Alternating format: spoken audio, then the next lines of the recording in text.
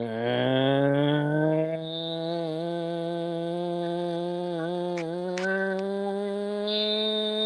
evening, everyone.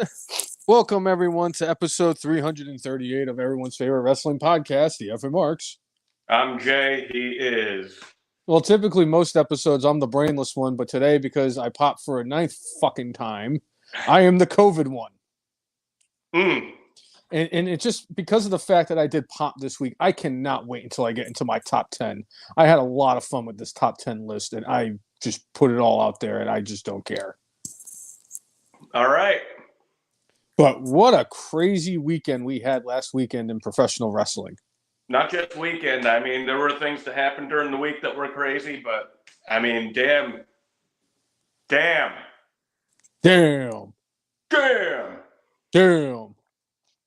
I mean, should we just talk about the elephant in the room? Yeah. I mean, you want to talk about surprise of all surprises, like, wow. CM Punk returned to WWE during Survivor Series. Dude, I said it last week on the podcast. I'm like, it ain't going to happen. WWE proved me wrong. I'm fine with that. I hope that they don't prove me right in a year. Because, like, as much it is, as a performer, I get super hyped to see CM Punk because I know he understands psychology in the ring. Yep. I know he can still go well enough in the ring. I know he could talk me in to getting into whatever storyline he is in. I know that. During his run in AEW, I'm like, oh, yeah. This CM Punk, he moves a little slower, but he can still tell a damn good story. Yes, I agree. And it's just, you want to talk about doing something so well. It was perfect. I could not think of a flaw or an issue with anything I witnessed with CM Punk's return. Because I'll tell you right now, I all the way up until when they even had the credit, and they put the little logo in the bottom corner like they always do at the end of the pay-per-views. I was like, boy, and I'm like, wow, they're really milking this at the end. And then Michael Cole started talking, and I said, Cole doesn't just do this. And as soon as he said it, the logo popped up on the screen, his music hit, and I jumped and hit my head against the ceiling. I am shocked. I am stunned.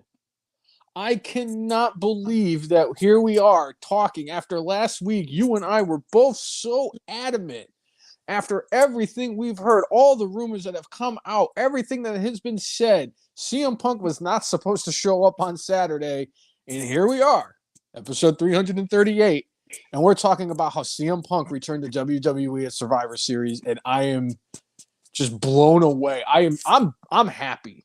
As somebody who is a huge fan, I've been a fan of CM Punk's since he was down in ECW. I'll admit it, CM Punk was one of the first people that I didn't really know who he was before he got to WWE. And after he got there, I went and did my research on him and immediately became a fan. I immediately gravitated to him. He looked different. You know, I like the whole concept, like, hey, I'm a straight edge guy. You know, I don't drink, I don't smoke, I don't do drugs. You know, my addiction is competition and all that stuff. And I was immediately hooked. Pepsi Phil was my dude. And I enjoyed his run in ECW. He was the most watchable person on ECW.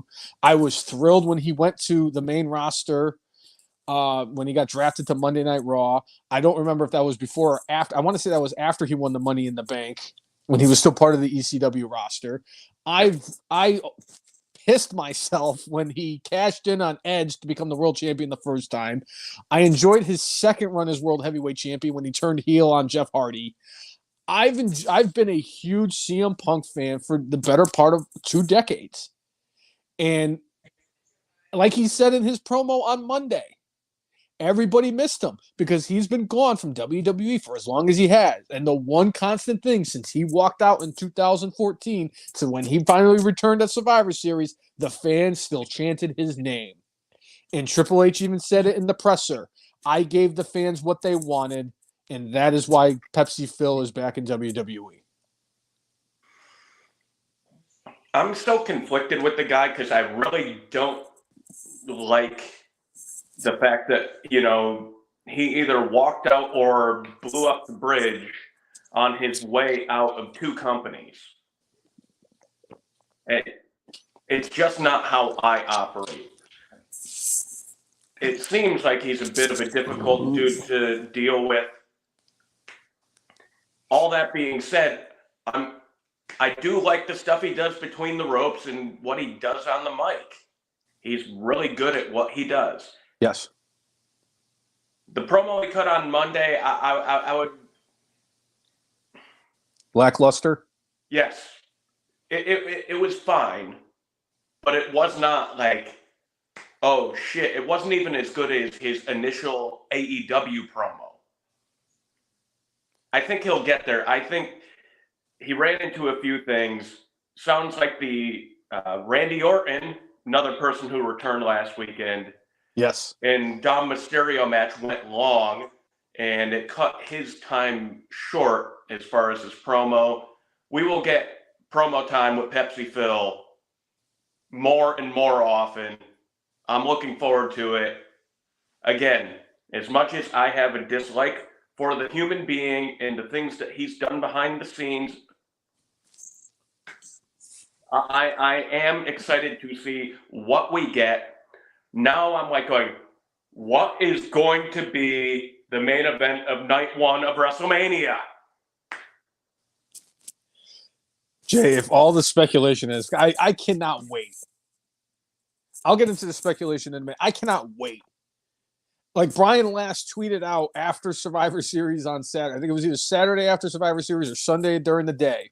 Brian Last tweeted out, boy, is there a lot of possibilities that could unfold and makes the 2024 Royal Rumble that much more interesting. We've got two people in the chat already chiming in about Rollins for night one as a possibility for CM Punk. Clearly, that was one of the things that happened at the end of Survivor Series. As much as Seth has some real dislike for Punk, completely what he did was to play to the cameras. He knew somebody had a camera on him. And he was like, yeah, he's a top guy. I'm going to play really pissed off.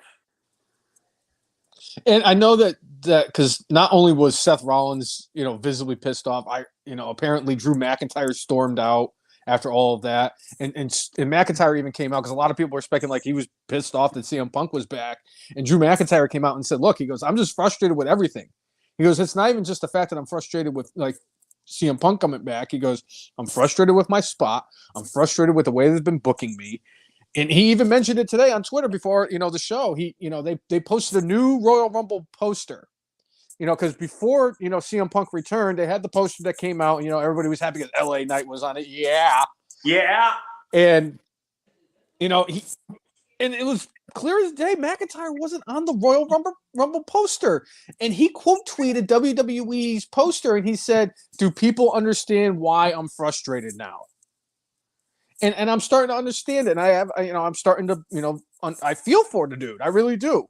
Because the guy is talented enough. He's clearly a main event caliber guy. I feel bad that he did not get an opportunity to become world heavyweight champion in front of the fans. And he even said it, like it all started when he lost to Roman Reigns at Clash of the Castle. And I know you and I talked about it, during that pay-per-view or the premium live event, how we said that they completely dropped the ball because this was the perfect time and opportunity for them to do what they did. And then, he came out on Monday and he had his promo with Seth and attack Seth, and Sami Zayn came back there and he was like, oh, you lost in front of your hometown or your home fans and your family? Well, so did I.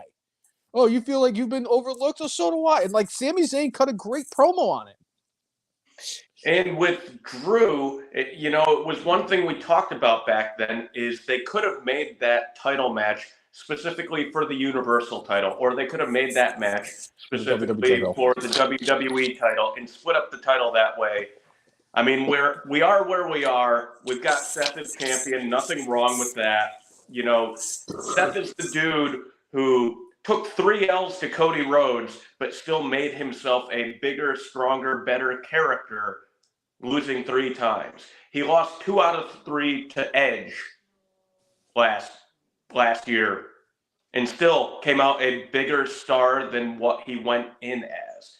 And I don't want to speak ill of the people who have left us for what they have, but when he wrestled the Fiend, and Right. he I don't even know what you even want to call the ending of the match inside the Hell in a Cell.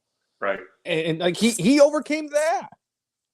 Seth Rollins has been busting his ass since May when he won the World Heavyweight Championship and has been well deserving of being the World Heavyweight Champion. He's carried Monday Night Raw as their key champion. Hell, he's carried WWE as their key champion because Roman Reigns is basically on that old school Brock Lesnar schedule where he just shows up whenever the frig he feels like it. Yeah. So I feel for Drew, but it's a situation where it's like things are going to get more interesting, especially now with CM Punk back, especially now with Randy Orton returning. WrestleMania 40 has the capabilities of being the biggest and best WrestleMania of all time if Triple H books it properly. And that means putting Vince McMahon somewhere, you put Vince McMahon somewhere with a mustache comb and some beard oil and just let him be preoccupied with that. That's what I would keep him on. Keep him, out of the equation. Oh, excuse me. But I'm stoked. To go back to I am stoked that CM Punk is back. And this makes the Royal Rumble that much more wide open. Does CM Punk now win the Royal Rumble? Does Cody Rhodes win the Royal Rumble to finish his story? Does Randy Orton now win the Royal Rumble? Does somebody like Gunther win the Royal Rumble? Because I know a lot of people have been talking that Gunther could win the Royal Rumble because he's very capable of doing it. He is the best champion in all of WWE right now. I don't care what anybody says about Roman Reigns. Gunther is a fighting champion. He fights everybody. And speaking of which, that his match with The Miz, that was The Miz's best match in WWE. Bar none. It was fantastic. I was thoroughly entertained.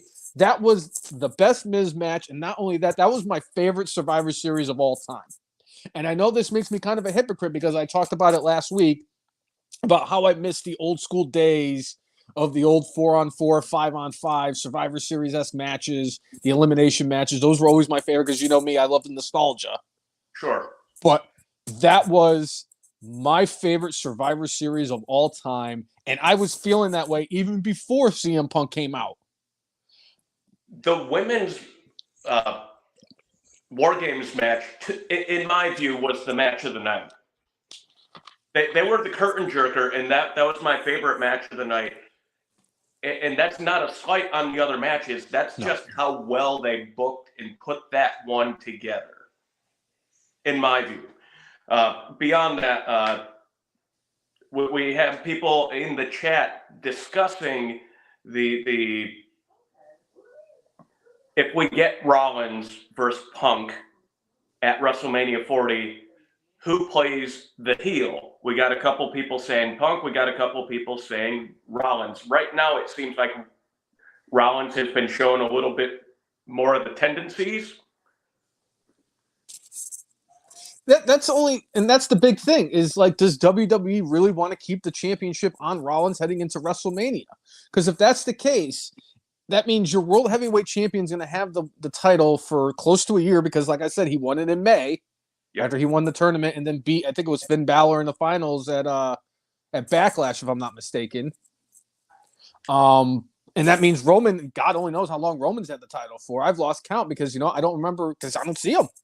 He's the new John Cena because I don't see Roman Reigns. Hey, Roman Reigns, they say, is going to be returning to our TV in a couple weeks.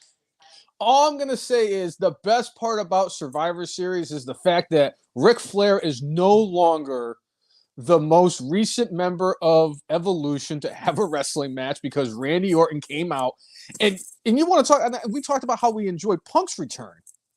Yeah. That Randy return was perfect. They kind of planted the seeds like, oh, he's not going to show up. What the hell's going on with Randy? All this stuff, and he wasn't going to come out. He didn't come out and hang out in the cage with all of his all of his teammates with a couple of buddies. With a couple of buddies, Big Josh. And I thought they did that perfectly, saving Dom to be the last member of the thing. Yes, I know that like in-ring ability-wise, Dom Mysterio is probably, and it's not a slight on Dom because Dom has been getting a lot better in the ring. I'll give him that. He's gotten like you've said, and he's less like Ray and more like himself, or maybe his real dad, Eddie. Yeah. And he's going to get a lot better as a wrestler. But saving him to be the last heel to come in for Team Spooky Pals was such a great call.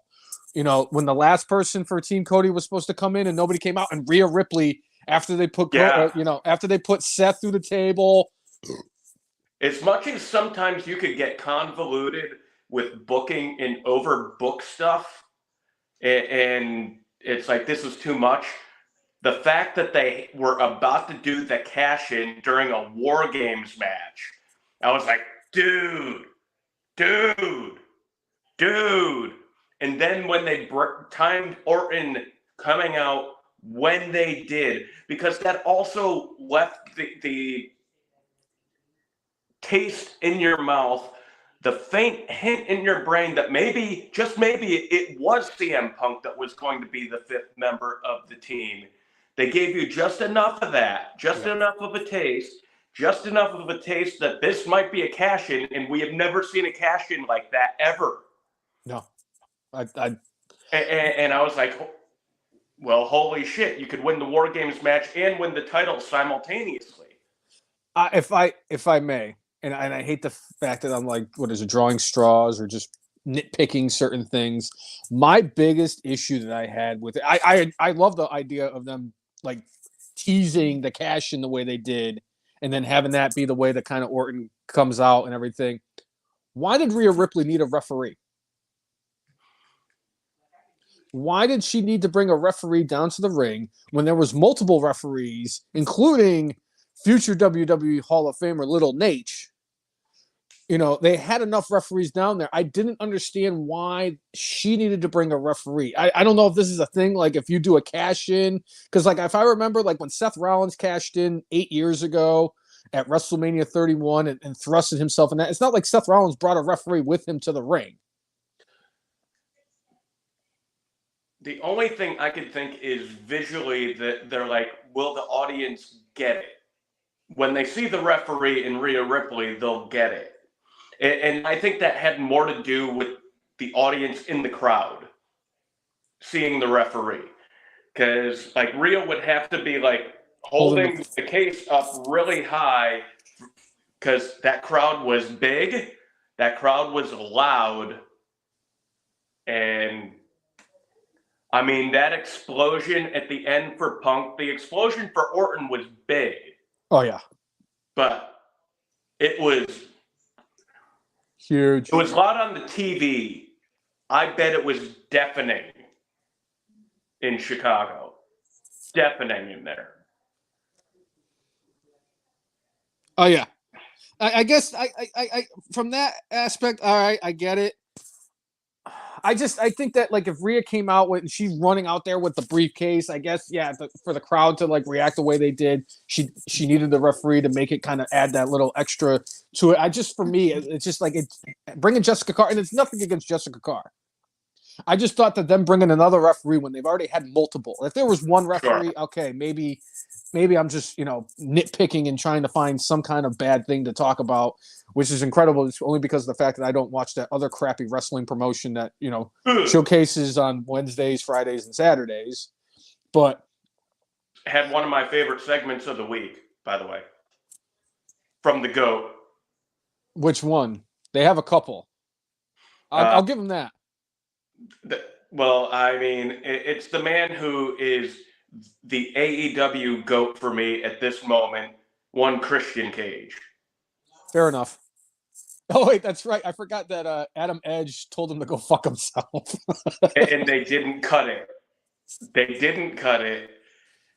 And we could get into that in a hot minute, but I do have a question on that when we get to that point too. yes. So, but Randy Orton coming out, he got that amazing pop. He looks really good. He got into the ring. He looked like, I mean, he looked like Randy Orton. He looked like he had a bigger version of Randy Orton. Yeah, like, he looks like he's got like an extra like 10 pounds of muscle. And that's probably a good thing, because if he's got the back issue and he was out for the last year and a half, maybe adding this extra muscle will help, maybe absorb some of the blow of all the freaking RKOs you're still going to be hitting people with. And I know that a lot of people were speculating whether or not we were going to see any of those. And I know I said, I want to see 47 of them. The fact that Dominic Mysterio ate the first one after his return was the best thing. I was like, of course it is. Right. And man, Jay, what a fucking RKO they did. Like, the fact that they didn't waste any time and gave us a top 3 RKO ever in that War Games match, and poor Funko Pop JD McDonough had to eat that poor freaking thing. And I was stunned that he was not the one that ate the pinfall. I was happy that Randy fed Priest to Cody and let Cody hit him with the crossroads and get the pinfall. I loved all of that. Everything about that match I loved. It wasn't as sound, like I enjoyed the women's one a lot better. I thought that was a lot more entertaining. Io Sky with the trash can. Io Sky might be my favorite War Games performer of all time. She is definitely in my top 2 or 3 favorite women's performers in all of WWE. She's not Chelsea Green, but she's up there. But man, I loved how they told such a great story in that. The fact that last year's War Games, where they had Sheamus and Drew McIntyre's team, and they all did the chest thing to all the members of the Bloodline, and then everybody this year did the whole Randy Orton DDT with them draped over the rope, and I was like, this is crazy. This is awesome. Like I said, I enjoyed it very much. It was such a perfectly executed pay-per-view. And I agree with you. I think it's my favorite Survivor Series ever. It was everything you could want in a show. Everything. Beyond that, Chris Brown mentioned McIntyre isn't going anywhere. He signed through Mania, and my understanding is TKO is waiting for the money due for the Raw broadcasting rights before giving guys like McIntyre an extension. The one thing I have with a problem with that is that money will not be coming in until next October. Well, 2024. So there's a gap there. Well, they need to sign Drew if they want to keep him around. There's been some hints, rumors, allegations out there that maybe Drew will actually take some time off once his deal is finished. Or tinfoil hat theory.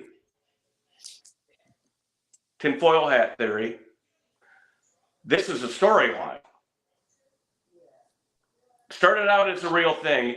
It might be a storyline at this point that they're trying to play up, that he is being overlooked and just not getting what he wants, what he deserves, and he's going to take Angela and cut Triple H's head off. Matilda. I think they might be. It's possible they're trying to turn it into a storyline. I know. And the fact that you had a cameraman kind of signal him to run back as if he was upset leads me to believe that. The fact that he is prominent in the Bash at Berlin poster, the fact that they now have taken him out of the Royal Rumble poster. Oh my God! It could be storyline. Could you imagine? Because I don't remember if he was on that original poster. That is crazy, because the only person, as fucked up as it is, the only person I was looking for on the poster was LA Knight. Because for me, just for the last year, that he's been the focal point for me for WWE, just because I've enjoyed his rise from the ashes of hell that he was in, going from the pitch black match to fighting Roman Reigns in Saudi Arabia, which was a $50 million premium live event that they got, that he main evented. Yeah. And, him being in the Royal Rumble is so good, and him being in the poster is so good, because I'm so happy for him, because the man deserves it. He has been busting his ass. He has been part of wrestling for a long time. I'd even think that maybe McIntyre got bumped for CM Punk. It certainly could be part of the thing. And again, that could be part of a storyline going forward if they sign McIntyre to an extension. We have not had this hot or active of a main event scene in WWE since the Attitude Era, where you have this many people that you could take in and out of the main event picture and be okay. We have, and to that point, 2023 has been the most well-attended year of WWE since 2001. They have averaged almost 10,000 people per show. One thing that is slightly inflating that is having stadium shows abroad. All that being said, they're still doing gangbusters almost everywhere they go. 2001, they were averaging, I think it was like 10,300 people for the entire year. I mean, you're talking about selling a good portion of arena during even house shows. This past year, they've averaged, I think it was somewhere around 9,500. In quarter number, I think it was 3, they were averaging over 10,000 people. That's crazy. Good sound, solid booking with top tier talent performing at a high level in storylines you actually give a damn about. And it also speaks volumes of WWE, considering the fact that their biggest attraction that they have just shows up whenever the hell he wants as their Universal Undisputed Champion. And they still have all of these guys. And to think about this, heading into 2024, you have CM Punk, you have Cody Rhodes, you have Roman Reigns, you have Randy Orton, you have Drew McIntyre, you have Seth Rollins. I would say that LA Knight. I would say LA Knight is part of that equation. Gunther. I would say Gunther is part of that equation.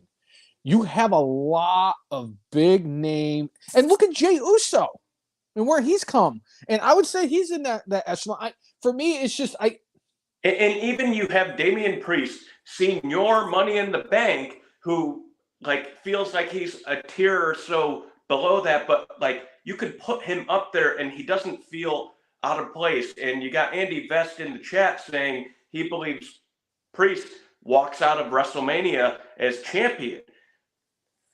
This is me throwing, again, a wild tinfoil hat theory out there. Cody Rhodes wins the championship, finishes the story only to get cashed in on by Damian Priest to screw that all up so he doesn't feel like he finishes the story and continues chasing. That is my tinfoil hat, long in the future story. I don't think that'll happen, but I'm just throwing that out there in the universe. That would be such a what the fuck? I'm going to say this. Here's my Babe Ruth shot right here. Damian Priest is going to attempt the cash in before WrestleMania, probably sometime around the Royal Rumble, could possibly be at the Royal Rumble. And somehow, some way, somebody from the Spooky Pals is going to cost him that cash in, and he's going to lose in his cash in attempt because for whatever reason, it seems as of late, WWE has less of an issue having the guys fail in on their cash in than they've had before. Because I'm pretty sure they've had more failed cash-ins in the last 5 years than they've had in the previous 15 years that they've been doing Money in the Bank. Yeah. So, and they've really been teasing, Priest or somebody from the Spooky Pals getting kicked out. And I know that they're very high on Damian Priest. They've been very high on Damian Priest since he fought Bad Bunny at Backlash in Puerto Rico. Well, even going before that, Damian Priest more or less bet his career on making the Bad Bunny storyline work when they went against The Miz in the tag team match at WrestleMania. Yep. If he didn't make it work, his career was going to be like... He made it work. He made the match against Bad Bunny work. You know, you're talking about a guy who's a celebrity who goes into the ring a handful of times in his life. Yep. And Priest carried him into the deep waters and made him shine while still shining himself up simultaneously. There's something to be said for that. You're right. You're absolutely right. I agree. And I think it really does paint a very good picture for Damian Priest. That's why he ended up getting the briefcase when he did, as opposed to when, because everybody wanted LA Knight to win Money in the Bank. Yeah. And I said that as much as I wanted to see LA Knight win, I said that Damian Priest won this. I'm like, he's busted his ass. He's deserved to win this thing. He's really the only other person in this match who isn't LA Knight that I could see winning, and I wouldn't be upset at all. And if you look at the current makeup of the Spooky Pals, if you want to get somebody to go out on their own that's not named Rhea Ripley, who is it? It's Damian Priest. It's Priest. Right now, Dom Mysterio cannot swim on his own. Finn Balor can swim on his own, but I think he works better in the Spooky Pals. Damian Priest has shown that he is a valuable asset in the Spooky Pals, but he could also work on his own. And it's funny because, since you mentioned that, I agree that Dominic does his part of his presentation is having Rhea Ripley be mommy for him. Daddy's home. So in the chat, one thing that Mike Rainey didn't like was that Orton's return was overshadowed by Punk's. In all fairness to Punk, in the promo he cut on Monday, it was overshadowed, in my view, by Randy Orton's promo, specifically his line, "Oh, so your mommy? Yeah, daddy's back." It was freaking perfect. And Orton has not always been known to be a great promo, but that was exactly what it needed to be. It was that was great. I understand that. I really do, because it did seem like CM Punk's return did kind of overshadow. And the fact that CM Punk now has 87 million views on his return at Survivor Series, which is the most viewed clip of anything WWE related ever. Wait a second. Wait. When WWE and everybody started coming out and saying most viewed thing ever, I remember specifically, a certain most electrifying person in all of entertainment came back, and they were touting that person got over 100 million views. They might be playing some marketing shenanigans, and I would know about marketing shenanigans since that's what I do. The Rock got over 100 million views. That's what they said, right? Dwayne. Now, are they talking specifically like YouTube? Did The Rock returning get more on YouTube and they don't consider that social media? Were they playing some funny games? Because clearly The Rock got more people to tune in. I think it was... Now, the fact that CM Punk is up to like 90 million, that's saying a lot. Because guess what? Even if Stone Cold Steve Austin returned, I don't think he's going to get as much as Punk. Well... I don't think. And that's another thing that they've kind of been flirting around for the last few days, is that they said that now that CM Punk is back in WWE, the possibility of him and Steve Austin finally having that match at WrestleMania is a very good possibility. I would love... they said that they broached that subject. I don't know if they've talked with Austin specifically about it, but remember when I want to say it was 2K13 they were coming out with. And they had the interview, and I think it was Heyman moderating, and it was Punk and Austin, and they just kept on saying, "We're just talking about a video game here, pal." we're just talking about a video game here, but you could tell like there was a tension about like, oh yeah, this is just a work. Oh wait, yeah, no, they're kind of digging into each other here, and we never got that match because Punk was gone early 2014. The storyline writes itself, similar to The Rock and Roman Reigns. The storyline writes itself. I know The Rock wants to say, okay, what's the next step after this? What does this do to make the business better? Not just like, oh, who's the head of the table? What's next? Stone Cold Steve Austin, I think, would probably ask a similar question. And the thing would be, I know Stone Cold in the past has kind of said, if I come back, I don't think I'm coming back to lose. Would he be willing to lose to a returning CM Punk, you think? Would he be willing to take that match? We saw him 2 years ago. He didn't look too bad. Certainly he didn't move super quick. He doesn't need to. Punk can make the match work. Both of them understand psychology and can make the match work.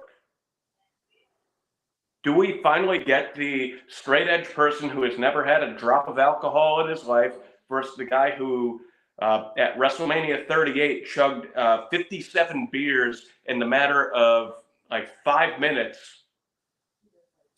and had himself a blast? Do we get that match at WrestleMania 40, night one, main event? It's just the thought of it. I really would love to see it. I really would, just because Steve Austin will forever and ever, there's nothing Steve Austin can do that will get me to not have him be my favorite wrestler of all time, going up against one of my other personal favorites in CM Punk. Would love to see it because, like you said, it writes itself. And I would love to see it at WrestleMania. But the thing is like, let's say you do bring in Steve Austin and you have him fight CM Punk. And let's say you bring in The Rock and you have him fight Roman Reigns. And let's say the title's not on the line in that match. Both of those matches are very much capable of main eventing night 1, night 2, night 3, night 12 of WrestleMania. Without a title. Without a title. And then you got to think that Cody, if he's fighting for the title, let's say he's fighting Randy Orton. That's 3 main event caliber matches right there. And whatever the World Heavyweight Championship, let's say it's Gunther. Let's say you got Gunther fighting for the World Heavyweight Championship because he won the Royal Rumble. Because Cody's one of those people that he doesn't need to win the Royal Rumble back-to-back years to get a shot at the title. Because Cody could just, at any point, well, Roman, the only reason you beat me last year was because your cousin helped you win. After he got ejected, he came back out there and cost me the match. So you could definitely write. What if we brought up several times on the podcast? The winner of the Royal Rumble gets their title match, but a lot of times the runner-up also gets their title match. Cody doesn't need to be the winner. If he ends up being the last person eliminated, that could be a thing too. Yeah, and honestly, they've done stuff like that, or they could just do the Roman Reigns thing. Drew McIntyre wins the Royal Rumble and challenges Brock Lesnar to become for the WWE Championship, and then Goldberg's looking for somebody, and Roman Reigns just comes out. Who's next? I'm next. Oh yeah, there you go, Roman. You didn't really get to do anything to get that title shot. You just show up and like it, kind of like Hulk Hogan at WrestleMania 9. He just kind of showed up and said, "Hey, I'm going to have a title shot." But if you have all these matches and all these crazy matchups that could possibly happen and all these potential main event matches, you're going to kind of like you're going to overshadow it, because I am convinced that part of the reason Punk came back was he kind of got that backdoor handshake saying, "Hey, if you come back, kind of to stick it to AEW to show them that you weren't the problem, and it was the jungle jerk off and the shithead Young Bucks, we're going to put you in the main event WrestleMania." I'm convinced now that he is back, he's main eventing WrestleMania. And Cody's very much capable of main eventing WrestleMania and deserving it. He did. And he could do it again this year, or next year's WrestleMania. And Roman Reigns, if he's still undisputed Universal Champion, he deserves to be in the main event. Oh, by the way, we haven't even mentioned Brock Lesnar. Yeah.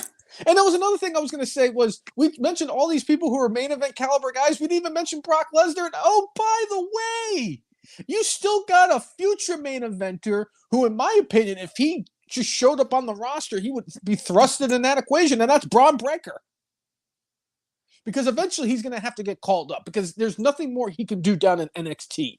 I really do think that they're just, I don't know why, but I just think they're just kind of waiting it out with him because he's proven to me that he's ready. Yeah. He deserves to be up there. He deserves to be a part of the main roster because he's there. And I have, since he turned heel last year, or this past WrestleMania, or WrestleMania weekend, I have been so impressed with his heel work that I am convinced that this kid can come in there and just like that, he's ready to go. So Mike Rainey in the chat says, now does Gunther versus Lesnar happen this year, or do they wait until next year at WrestleMania in Lesnar's hometown? Oh, God, please give it to me. This would be me. I want to see Gunther and Lesnar this year, and I want to see Breaker and Lesnar next year in Minnesota. Oh, my God. Give me Brock and Gunther this year. Give me Punk and Austin this year. Give me Cody and Randy this year. And there's nothing else you could put on WrestleMania, and I'm going to be the happiest I'll ever be for WrestleMania. A lot better than I was when Duke Drosy was the third person eliminated from the gimmick battle royal WrestleMania 17. All I can tell you is I paid good money for not super close seats at WrestleMania night 1, and I feel I got a bargain at this point. Really good. Really good stuff. All right, Brainless one has disappeared for a moment, but anyway, Chris Brown mentioning some preliminary names on a list for this year's Hall of Fame class. I have not seen any of that. So I hope you're telling me that Demolition is on this list. I hope you're telling me maybe that Rick Martel is on this list. Hopefully maybe Lex Luger is finally on this list. All that being said, there are so many things for WrestleMania this year. There are so many things possibly for WrestleMania, like going forward, that WWE is in such a damn good position right now, and I'm so psyched about it. Yeah, I had a phone call pop in. Yeah, no worries.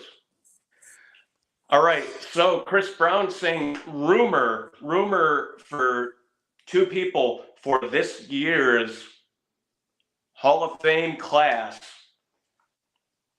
Headliner, Bray Wyatt. And Jim effing Johnston as part of this year's Hall of Fame class. Wow. If that's true, Brainless one, what do you say? I both are a slam dunk. It still bothers me, and I'm still kind of in shock over the fact that Bray Wyatt is no longer with us. It almost just still doesn't feel real, even though I've seen all the posts, and it's just depressing. And I just haven't come to grips with it. But man, he's well deserving of being a main eventer this year. I think he should go in, and Jim Johnson should have been in years ago. Let's be serious. For a minute. Yeah, and he is just all the entrances that he was responsible for over the years. He should have been in a long ass time ago, and if they finally put him in this year, it would be an absolute great call for that. Now they just got to put Cyndi Lauper in. Yes. Triple H is certainly more on the pulse of fans, and I think also more on the pulse of, like, have we forgotten people? Not that we've forgotten people. Have we been a little bit too petty about keeping this person out? And another name that I would like to bring up as a possibility for this, coming up in Philadelphia is Lex Luger.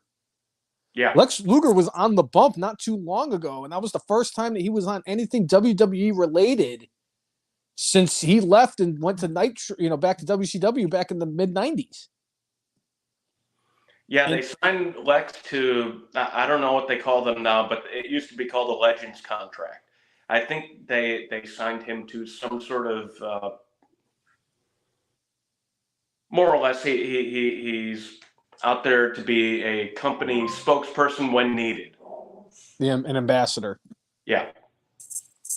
I'd love to see him get in because if there was anybody that was deserving of getting into the Hall of Fame, it's been Lex Luger. And I know that I wasn't the biggest Lex Luger fan just because I just never liked him when I was a kid. Sure. But just like now following him on Twitter, he's a great follow on Twitter. And I really just hope that he does get in because he deserves his flowers. That moment he had on the USS Intrepid when he body slammed Yokozuna on the 4th of July was such a great moment. Him beating Hulk Hogan at Nitro to become the WCW World Heavyweight Champion and the locker room coming out and celebrating with him was such a great moment. And I cannot stress the fact that he was part of the curtain jerker at the only WrestleMania that the Brainless one attended when him and the British Bulldog took out the undefeated Jacob and Eli Blue. Yeah, well, they were called the Allied Powers. Yes. Where they did the Luger crossover. is long overdue. Yes.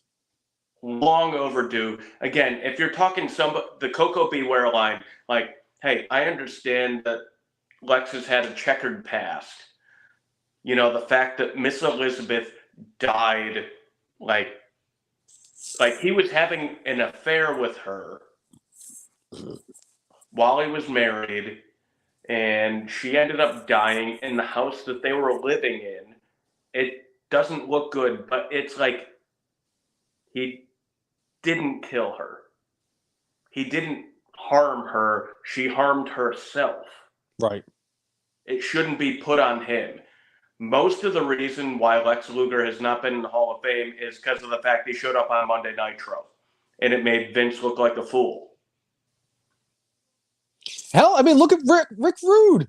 I thought what Rick Rude did was much worse than what Lex Luger did because he showed up while he was actually on the television for Monday Night Raw, and he came out on Nitro and bashed him like, "Oh, you're watching me. You're probably watching on Raw and seeing me there, but I'm actually here right now, and it's live." And he went off and he cut his promo. He's in.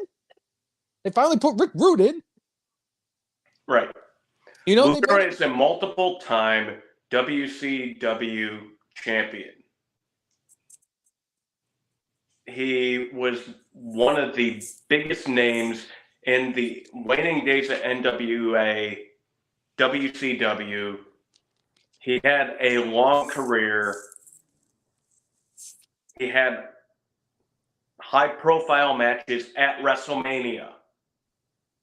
Yeah. More than I can say for Coco Beware. Which is funny because I happened to be looking up the first ever Monday Night Raw. Did you know that the first match on Monday Night Raw, Coco Beware was in it? Granted, he got literally squashed by Yokozuna, but nonetheless, he was in the curtain jerker for the first ever Monday Night Raw at the Manhattan Center, where they threw out Bobby Heenan dressed up like a woman, and Sean Mooney made sure he didn't get back in the building.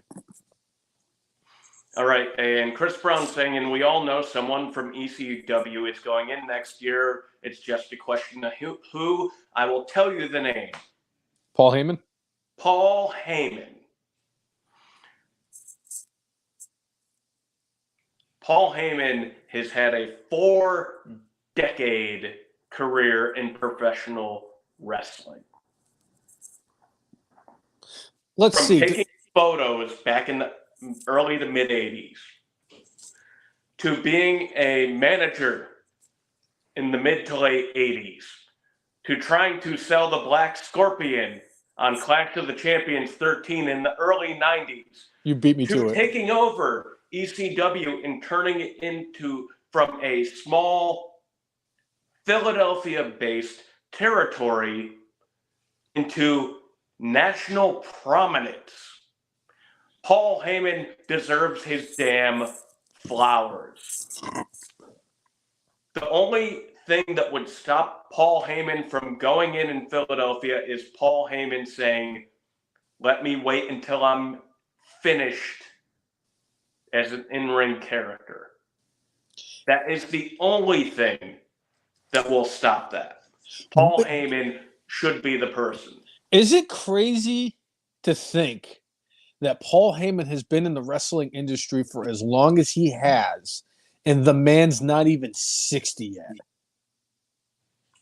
He took wrestling photos when he was like, I think 14. Yep. 14. It always makes me think of when they had the story time. His story about Freddie Blassie still makes me crack up every single time I see it. It is such a great story because he got the. I mean, I was like, yeah, I can see Blassie saying this and doing this, and just the way that he presents it and all that stuff, and just Paul is just fantastic. And I'm pretty sure that if they don't put him in, it's because of the mass transit situation. And I enjoyed the fact that the best part of CM Punk's promo on Monday, in my view, was when he talked about the wise man and the wise man telling him they're not going to love you and appreciate you until you go away. Yeah. And it's like, that is 100% true. The fact that they still chanted his name for all those years. Quite honestly, in WWE, it was only a couple of years ago, a few years ago, they finally, like, you didn't hear it as much. Mm-hmm. You would still hear the tremors of it in Chicago, but you wouldn't hear it everywhere. But it was heard almost everywhere in almost every building from like 2014 till I would say COVID. Yeah. COVID was the thing that finally stomped it out. COVID and then him going to AEW. Yeah. I agree. I mean, honestly, I'd love to see Paul go in too. I really would, because he is well deserving. Because, like you said, he took whatever it was called before it was ECW, like East Coast Wrestling or whatever, Championship Wrestling, Eastern Championship Wrestling, and turning it into what it became, and it was a viable option. And it was just a shame that they didn't get the money that they were supposed to from the network, and that's what ultimately killed ECW. Because I'm convinced they would have lasted longer than WCW. WCW would have went under, and I think Paul would have had ECW still going. But just to show, like, look at everything that Heyman has done, and his how universal he is, and how he can go from booking to running a promotion to broadcasting, because he's one of the best broadcasters. I enjoyed his work as a broadcaster when he was there. Is one of the greatest managers of all time. One of the greatest managers of all time. It's just he's going to get in eventually, and I agree with you. I think that it's whenever Paul Heyman's ready to go into the Hall of Fame. Yeah. But if we're going to play devil's advocate, if let's say Paul tells him thanks, but I want to keep going and I don't want to go in until my career is over, who do you think would be the most likeliest of ECW alums to go into the Hall of Fame? Considering the fact that off the top of my head, the only ones I could think from ECW that are in the WWE Hall of Fame are Rob Van Dam and the Dudley Boys. Do they put in Tommy Dreamer? Do they put in Dreamer would be the one that bubbles to the top of my mind. Is it the Sandman? Is it Jerry Lynn? I know that Jerry Lynn's, working for AEW now, so that's going to make things a little bit more.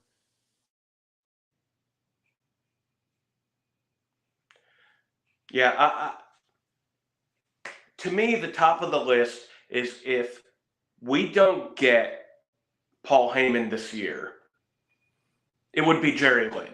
Or not Jerry Lynn, I'm sorry. It would be Tommy Dreamer. Tommy Dreamer would be the person that, in my view, would go in. Tommy Dreamer, did not have, a ton of titles. But if you're talking somebody who represented the brand and was the brand. Yeah. It's Tommy Dreamer.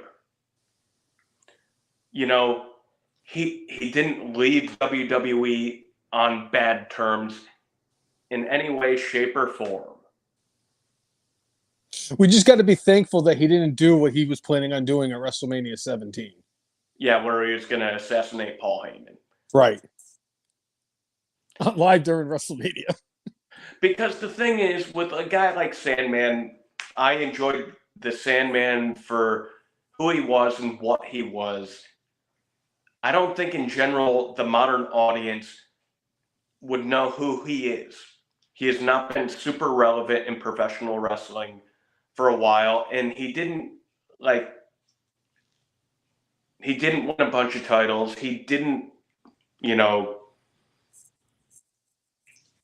do a bunch of things backstage. Tommy Dreamer did. Tommy Dreamer has continued to be at least pretty relevant up until today. I mean, he still does stuff with Impact. He started his own promotion. He still wrestles. Like, some of these ECW dudes, I'm like, how do you do it, man? You got hit in the head so many times with so many different things. You bled enough to probably kill 20 people. Like, what does it say about Moxley? Right. I think that, yeah, at the end of the day, I don't think there's a bigger name out there than Tommy Dreamer that can go in other than Paul Heyman. But, I mean, if we take Heyman out of the equation, I think it's got to be Tommy Dreamer. And so another question in chat is, if Heyman goes in, who is the person who inducts him? The name on the top of my list is Stone Cold Steve Austin. Mikey Whipwreck. I would love that. If you're talking about trying to draw people in, Heyman not only managed him when he was in WCW, he brought him into ECW. Yep. And they have a very good relationship. One of my favorite versions of the Stone Cold podcast was when he and Heyman did an interview, and like Stone Cold quite literally like shut off the recorder and said, "This is the way I would come back to WWE. This is the only way I would come back to WWE for a match." They have a very close relationship. I think it would be Stone Cold Steve Austin that would do the inducting. If it wasn't Steve Austin, my personal opinion would be Mick Foley. Because Foley did have a... Definitely, yeah, he would be number 2 in my view. Hell, they could put Mick Foley in again, for crying out loud. Like, ECW, Cactus Jack is going in. And then they could have Mick Foley and Cactus Jack. And then, like, 3 years down the road, they could put Dude Love in. And then they could put Mankind in. So that way, Mick Foley and all faces of Foley will be in the Hall of Fame together. Yeah. And I want to be the one to induct Dude Love into the Hall of Fame. All right. I hope, for our sake, that our podcast becomes the biggest thing in pro wrestling, because that's the only way it'll happen. Brainless one. No, I can just harass them. So make sure all of you out there, you share the podcast out, you give a like to it, you make some comments, and you tell people, this is the most fun I have talking about professional wrestling, because they talk about the good, the bad, and the brainless every week. Wrong. Cousin Jay, there's another thing that we can do that can make it so that I can induct Dude Love into the Hall of Fame. And that is, I'm still holding out a slight chance that in 2024, that actually by January 20th of 1995, 2025, whatever that first Friday is after January 20th of 2025, we are doing the podcast live from the Oval Office. Yes. Because I'm still holding out. America brainless again.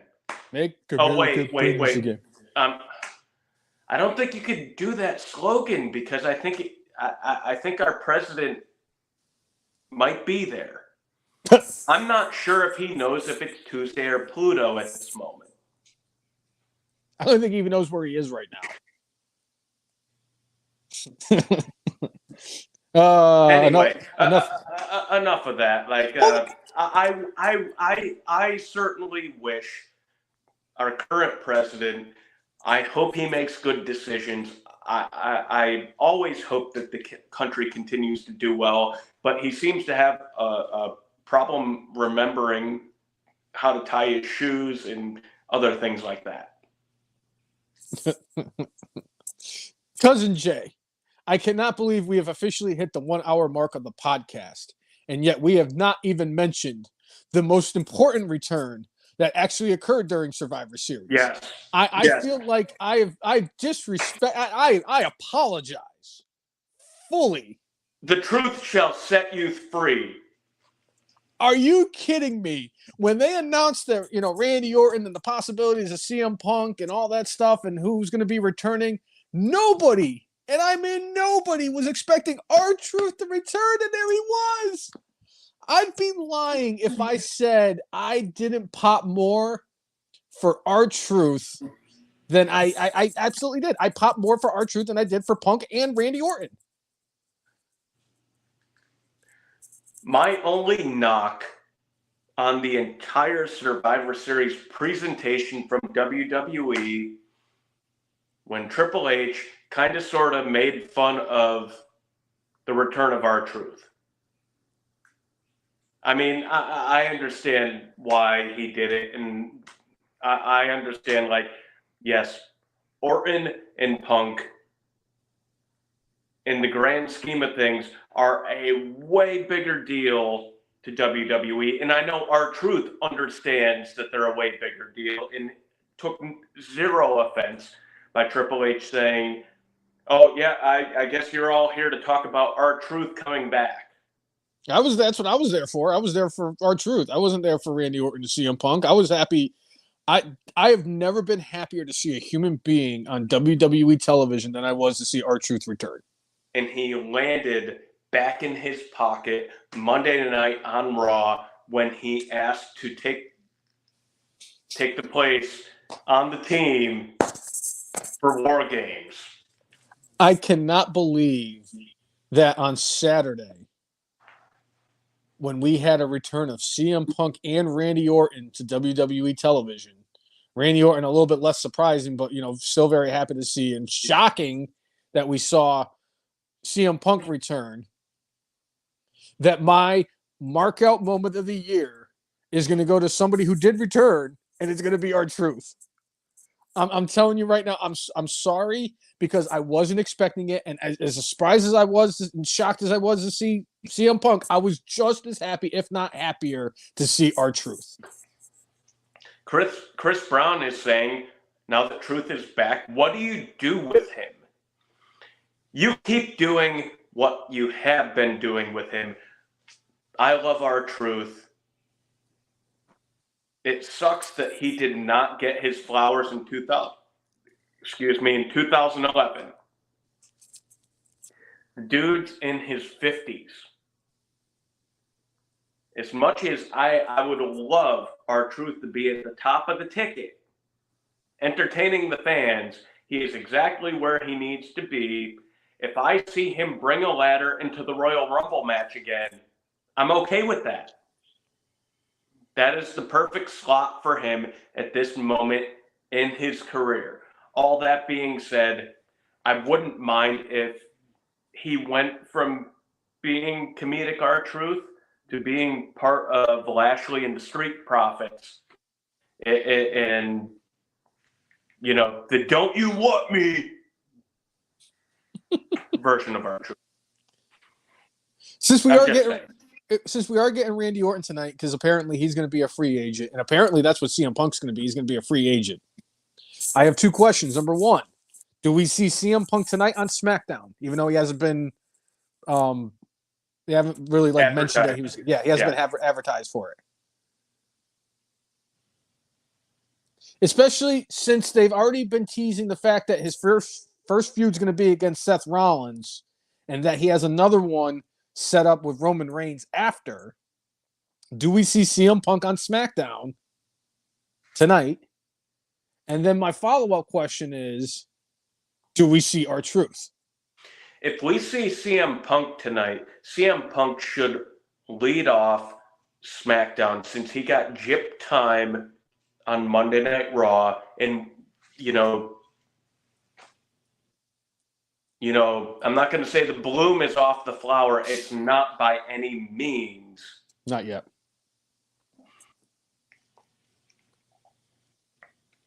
But, I think people are going to tune in SmackDown one way or another. Yes.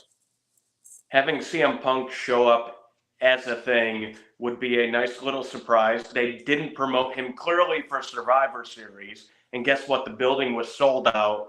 The building went freaking bananas. If he shows up by surprise at the beginning of SmackDown, the building will go fucking bananas. BANANAS. That way you could finish Raw, the flagship show, with CM Punk, and then he continues his statement on SmackDown. I would love to see that. Whether or not we will see that, but if he is a free agent, it would make a ton of sense to have him on SmackDown. I love the fact that Santos Escobar called out Randy Orton and wants to have a match with him, because it would do Santos well to have even a losing effort against Randy Orton on SmackDown, and the fact that we would get 3 Randy Orton matches in a freaking week. After not having one in a year and a half. Yeah. And I'm sure for him, would pump him up. Did you see, how emotional he was coming out at the beginning of Raw? Yeah. You're talking, I'm not going to say it was edge level at Royal Rumble from, almost 4 years ago. Yep. Pretty damn close. He had to sit there and keep his head down for an extra second because he just had to collect himself. And this is Randy Orton, the Viper, the dude who was immature as hell early on in his career, coming full circle, realizing not only how long and difficult the road was to get back, but how much the interaction and the fans mean to him. Yeah. Yeah. Didn't see that a lot from him. I think it was great. I enjoyed seeing that. It was such a great moment to have him have his moment on Raw, and I'm very happy for Randy. I'm really happy for all of them. Like I said, it just continues on about the fact that was the greatest Survivor Series, and it just gets us all more excited, considering the fact that we don't have another pay-per-view between Survivor Series until the Royal Rumble. So they're going to spend the next 2 months building towards the Royal Rumble, which, as everybody knows, is on the road to WrestleMania, is the first stop. And it's just gonna bring all this confusion because all these people are gonna be like, who's gonna win the Rumble now? That was the biggest issue for years with the Royal Rumble, was that it was so damn predictable that it just took all the fun out of it. I mean, yes, Cody coming out at 30, but man, it was so fun to watch him and Gunther beat the shit out of each other for a good 10, 15 minutes. Yeah. I enjoyed it. And there was a point in that Rumble where I was like, oh my God, I'm like, Gunther could win this. He should have, not to take it away from Cody Rhodes, but he should have, because he had a performance of all performances, and I really do think he's my pick to win it right now. As of this very moment right now, Gunther's my pick to win the Royal Rumble. But the fact that the Royal Rumble is so wide open, because I mean, obviously things will change, because eventually it looks like Roman's going to defend the Undisputed Universal Championship at the Rumble. Obviously, Seth or whoever the World Heavyweight Champion is going to defend the title at the Royal Rumble, because God only knows that, because Seth, defends the title anytime, any place, because he's a fighting champion and everything. He could lose it anytime then, or Priest could cash in. But obviously, you're going to have those 2 matches. But even so, even if you have those matches, you have a whole plethora of different people who could win that match. And it makes the Royal Rumble that much more exciting. And I am excited for the Royal Rumble, even if it means we have a 2-month build, because there's no other premium live events between now and the Royal Rumble. Mike Rainey said apparently it's being reported Punk is going to be solely on Raw. if you're Cody Rhodes and you're the top babyface, and all of a sudden they bring back CM Punk, and CM Punk, does he become the top babyface? Do you get upset about that? No, because it gives Cody Rhodes a reason to go move to SmackDown so that he can go and finish his story against Roman Reigns and get his rematch from WrestleMania 39. He will. We are now 4 weeks away. Mark your calendars. 4 weeks away. Very important date from the Marquee Awards. Cody Rhodes is not going to win wettest hair. I can tell you right now, he's not going to win Superstar of the Year from me either. I'll tell you this much. I don't even know if Cody Rhodes will even win a Marquee Award, and he's won Marquee Awards in the past. Well, we will see in 4 weeks. 4 weeks, won't we? But spoiler alert, 4 weeks from now, Roman Reigns, unless he shaves his head between now and December 20, what is that, the 26th, I guess? Oh, 29th. 29th. Yeah, my math ain't mathing. Thanks a lot, Bristol Eastern. Bristol Eastern. Yeah. Yeah. I think the thumbs up popped up too. I love it. Yeah. Does that do it every time? I don't know. It did it that one time. I don't know, you go. Jim. But yeah, Roman Reigns is going to win wettest hair. There's just it's not a prediction. It's a spoiler. Yeah. And I'm excited. And I'm excited for the award show. I'm excited for the Royal Rumble. And I'm excited to see what happens in WWE going forward, considering the fact that I am watching that solely as opposed to Redacted, that other wrestling promotion that, the cokehead runs and spends his dad's hard-earned money, to make sure that Moxley bleeds and all that stuff.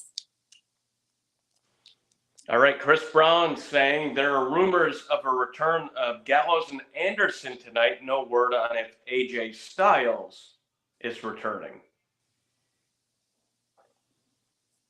Be interesting because I know Styles is another. There's another guy who's a main event caliber guy. Is AJ Styles.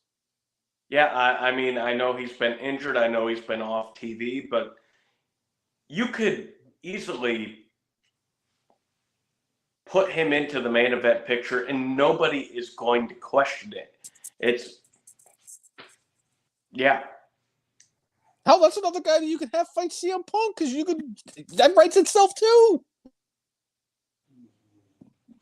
My God. And the thing is for the most part in their careers, they have just missed each other because Punk was in TNA on and off for short bits. AJ Styles, it didn't happen, right? 2012, 2014. AJ Styles didn't show up in WWE until 2016. He missed CM Punk. Well, I mean, technically, back in the day when Punk was still in Ring of Honor, the two of them had their paths cross because I know that I know that AJ Styles doesn't like him, and that seems to be a common theme is that a lot of people just don't like CM Punk because he rubs people the wrong way, and I get it. And it's like to be disliked by AJ Styles says a lot because AJ Styles is probably one of the easiest and nicest people to ever get along with. Yeah. So, but again, that's another thing. I'm pretty sure that if AJ Styles, he's enough of a professional that, hey, if it makes sense and we're going to make money, why not? Let's roll. Like quite honestly, like if they made that like part of an undercard on WrestleMania, I wouldn't be upset. I don't even think Punk would be upset about that. No, because they're going to have a great match regardless. Regardless, dude. Another interesting thread for me with Survivor Series, they played up animosity with Charlotte and Becky last week on SmackDown. And they had a moment during the women's War Games match. And then they had them together at the press conference after Survivor Series. And it feels like legit, not like they were playing to the cameras, that they had buried the hatchet and they're at least on friendly terms now. I don't know if they're sitting there like hugging it out all the time. Bailey. I don't know if they're sending Christmas cards to each other at this point. But it seems like the hate they had for one another is at least squashed. And I think that's a good thing. As much as it's nice to have real life tension to feed into a feud, Yeah. I think in general, like having real life tension with somebody that like is not, a big POS is okay. Yeah. Like be okay with one another. The two of you would not be where you are without the other. Recognizing that and like, hey, we weren't where we were, but we're here now. I've main evented WrestleMania. You've main evented WrestleMania. Together. Without you, it wouldn't have happened. So I was actually happy to see that and happy to hear that. I hope it's real. I'm glad you mentioned Becky Lynch because I would like to go back to 2 weeks ago on episode 336 of the F and Marks podcast. Yeah. And I would like to retract Becky Lynch getting my Brainless for her performance on Celebrity Jeopardy. Because I actually heard a clip after we had said that she was the first person in the history of Jeopardy to go an entire round of regular double Jeopardy and not get a correct answer of the 60 questions that they have. She got one right. Doesn't matter. One's better than zero. And I'm convinced that if I went on the show, I would probably get 0 out of 60. But then again, it would probably be categories that I'm like, huh? How am I supposed to know history of Australia? I love the one thing she got right was ass. And she was a little timid when she was going to say Baconator, and she would have gotten Baconator right. So I'm going to give her 2. She second guessed herself, and I get it. Probably in a situation like this, it's kind of like when I've been trying to, I've been badgering my father for well over close to 2 decades at this point about how we should be on Family Feud, and he would be my first choice to be on my team for Family Feud. And he says, you do realize that when we play the game on the computer and us being on television would be 2 different situations. We're not going to perform like we do, like when we're going up against Joe Schmo on Family Feud on the computer. So I get it. So, nerves are a different thing. Plus, she was going up against Macaulay Culkin. Right.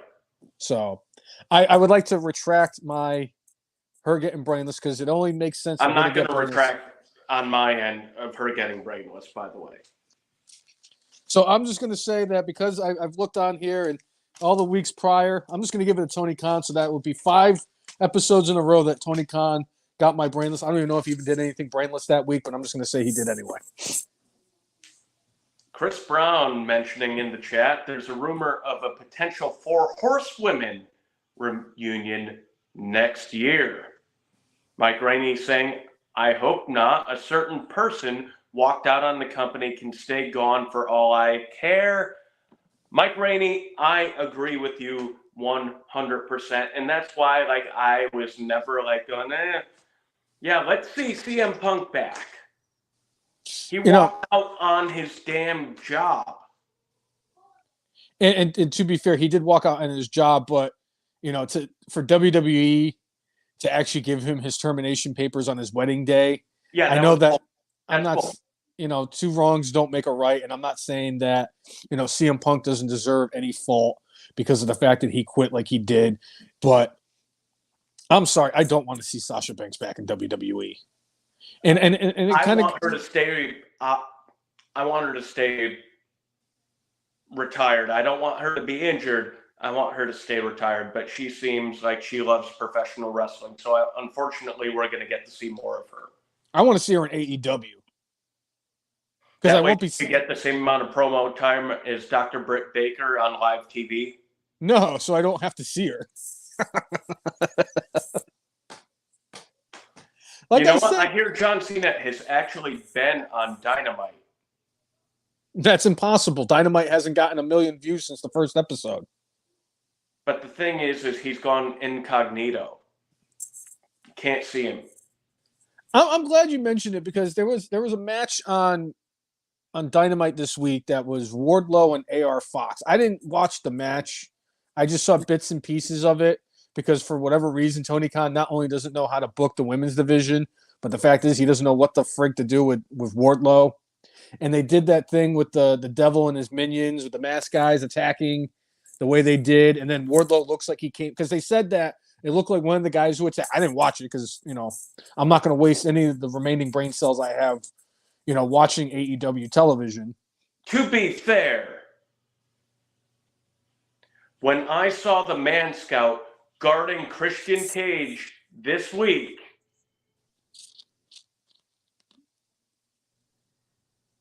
I was like, oh, Captain, my Captain. Okay, sweet. And I gave him the Boy Scout, Man Scout tribute. Also, Katniss Everdeen from the Hunger Games, she used the Boy Scout tribute in her thing. But seeing the Man Scout guarding Christian Cage from the dastardly rated R superstar Adam Copeland was a big highlight for me this week. I just have to say. WWE call him Edge. I'm going to call him Edge. I refuse to refer to him as Adam Copeland because it just doesn't sound right. Like I said, this is just like when LeBron James went to the Heat, and I said he played for the Cavs for his first 2 years in Miami. And then when he went back to the Cavs, he was still a Heat for the first 2 years back in Cleveland. So he's still Edge to me. Go fuck yourself. So, question. Since I did post the fact that quote of the year is a category once again, yes. If I do give that to Go Fuck Yourself, do they split that award?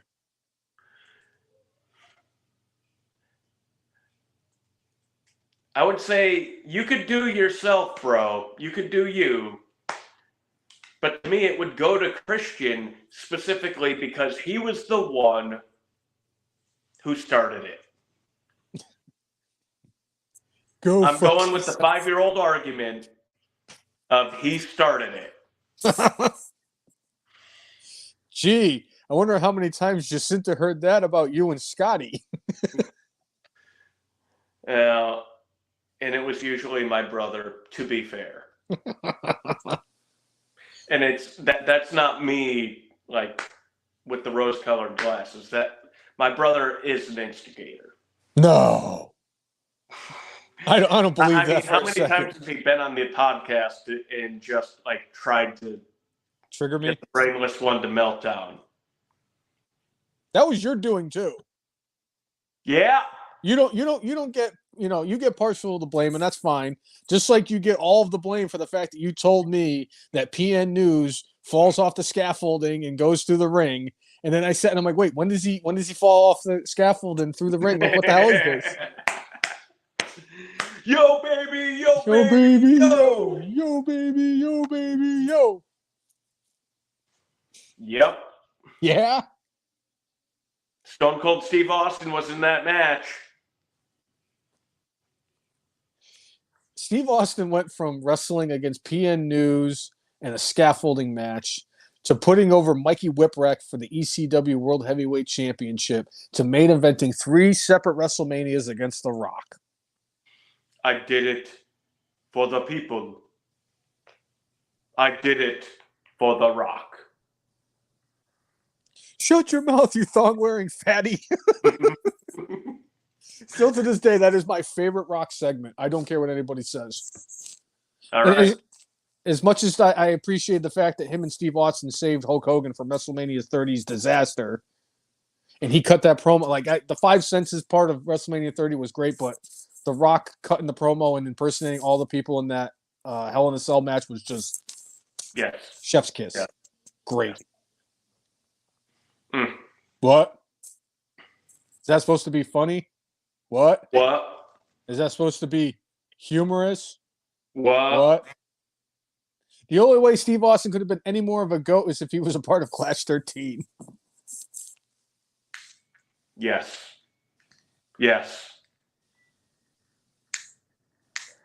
All right. Chris Brown saying Rock concert with Vicky was better at Raw 1000 Brainless one. LMAO. Yeah. Oh, man, when he was singing You Look Wonderful Tonight, his version. Yeah. I remember that. That was great, too. Oh. All right.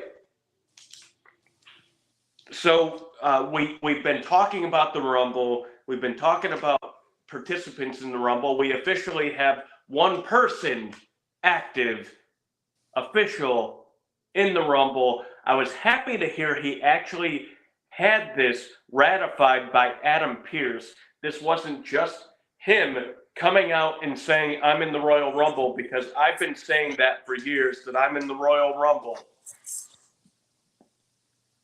Curtis Axel is still in the Royal Rumble. Duh. But Cody Rhodes is officially in the Royal Rumble for real. And on top of that, we also found out that Cody Rhodes was who Shinsuke Nakamura has been calling out for the last few weeks. And then he blew the mist. He blew red mist into, I think it was red. I don't remember. I'm pretty sure it was red mist that he blew in Cody's face. Yeah.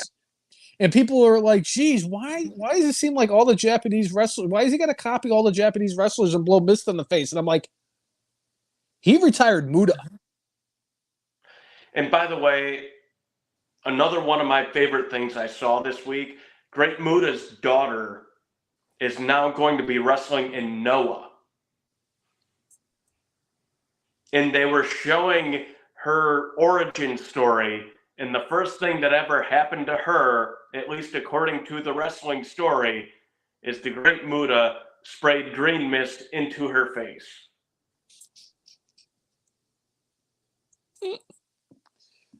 I love it.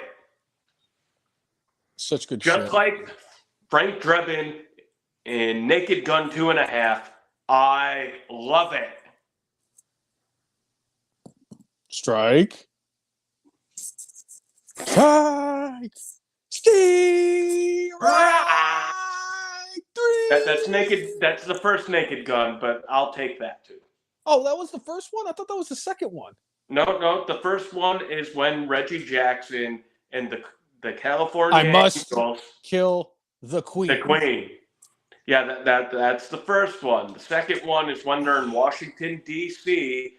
Frank Drebin ended up swimming through raw sewage. Oh, yes. And as they're checking to see if he has any guns or if he's wired, and he's getting felt up by the dude, he keeps on saying, I love it. That's right. I love it. Oh, that's the signal. And then Nordberg and his captain, I think it's Al. I think it's Captain Al. I want to say Harris, but the sad part is I know that's the captain. Captain Harris is Police Academy. Side note, Captain Harris is better than Captain Bowser. True. Or Mauser, or whatever it was. Yes, Mauser. Captain Harris was my favorite of that movie, by the way. So, yeah. I love it. The fact that Great Muda sprayed green mist into his daughter's eyes, that was the first thing that ever happened to her. I believe that was a true story that we saw. There was absolutely nothing fake about that. Muda did that to her. By the way, have you noticed that the Muda mask is extremely similar to the Devil mask? No, I did not know that, but that would make a lot of sense because, especially after the way Ric Flair overtook Muda's induction and made it all about himself. So it doesn't surprise me. I'm just And I mean, when we find out that like underneath the devil mask is a black scorpion mask, I mean, if they do that and they rip off if they takes off the mask and he's got the second layer mask like he did at Clash, no, at Starcade, where it was a yes, second mask and it was like, oh, you can see Ric Flair's teeth and you're like, oh boy. no, hey pal, Again, kudos to Ric Flair for the fact that he sold it that it was somebody else completely under the mask. Just the magic show was just god awful, Ole Anderson. wait, Wait. why are you saying that? It was so good. Good and terrible. Mm. Mm. All right, Mike Rainey asking, do we see Damage Control turning on Bailey tonight, or do they wait a little while longer? You know, we have 6 or 7 weeks until the Rumble. If they want to build something to have a Rumble match between somebody on Damage Control and Bailey, now would be a good opportune time. With the fact that they were during the pay-per-view talking about how Bailey was the MVP of it, they're clearly drawing dissension. The thing is, Triple H is way, way, way more patient than that senile MFer in his dastardly ways. I'm going to say they hold off, and I think they hold off until the Royal Rumble. I have no idea because every time I predicted years ago when we were doing this podcast, and I was predicting almost every time they did an NXT takeover, yeah, this is where Ciampa's going to turn on Gargano, and then it wouldn't happen. I must have did it at like 3 or 4 consecutive NXT takeovers, and then the first one that I didn't do it for, and he turned on him. Right. Geez, that could have been in my top 10 list. Yeah. Yeah.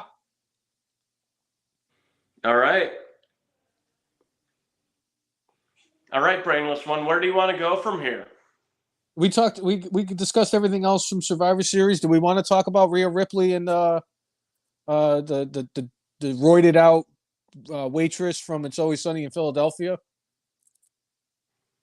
I don't even know what you're talking about, but let's go. Rhea Ripley when she fought Zoe Stark. Oh, okay. Okay. Come on, Zoe Stark looks like the waitress from It's Always Sunny in Philadelphia if she was roided up like freaking, well, maybe not like Scott Steiner was, but and she looks like a roided up waitress from It's Always Sunny in Philadelphia. She's fat. And I'll say that was pretty solid match. I'm impressed. Like Zoe Stark can go in the ring. Zoe Stark right now on the microphone is where Shayna Baszler was on the microphone when she was down in NXT. She just sounds awful on the mic. She can't cut a promo. She could really benefit from having like a Paul Heyman type managing her, but like there's only so much Paul Heyman that you can have going around. But man, her and Rhea Ripley actually had a really, really solid match in Survivor Series. Like all the wrestling was great. All the wrestling was great from Survivor Series. All 5 matches really hit. Obviously all the matches could have been overlooked by the fact that we had both Randy Orton, CM Punk, and R-Truth all returning. Yeah. But man, that was such a great match, and I'm very happy that Zoe Stark got that opportunity. Just don't give her the microphone ever again, please, for the love of God. Is there an opportunity at some point in the future that she becomes like Roman Reigns, where like terrible on the mic, and at one point all of a sudden it freaking clicks? Clearly, Vince saw something going on behind the scenes that we didn't. Maybe he felt the charisma with Roman. You could see it with Roman. You couldn't hear it because he didn't talk very well. And really, the turning point was his feud with John Cena originally, where he went from being terrible on the mic, where he's like, oh, shit, I got to step up because this dude is going to leave me in the dust. And it's not that he kept up with Cena, but he went from being terrible to like, okay, all right, you're not bad. And I always say his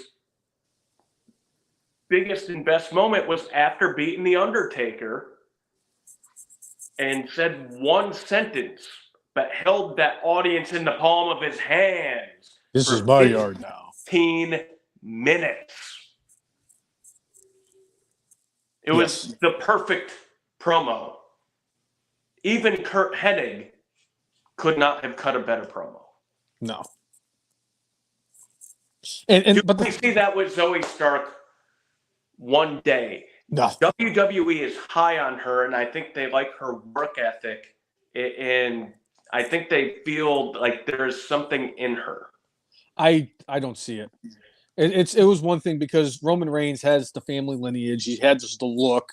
He had. I didn't think Roman was terrible in the ring, but I didn't also think he was capable of carrying like 5-star matches with everybody. But Zoe Stark, she. I just don't see it.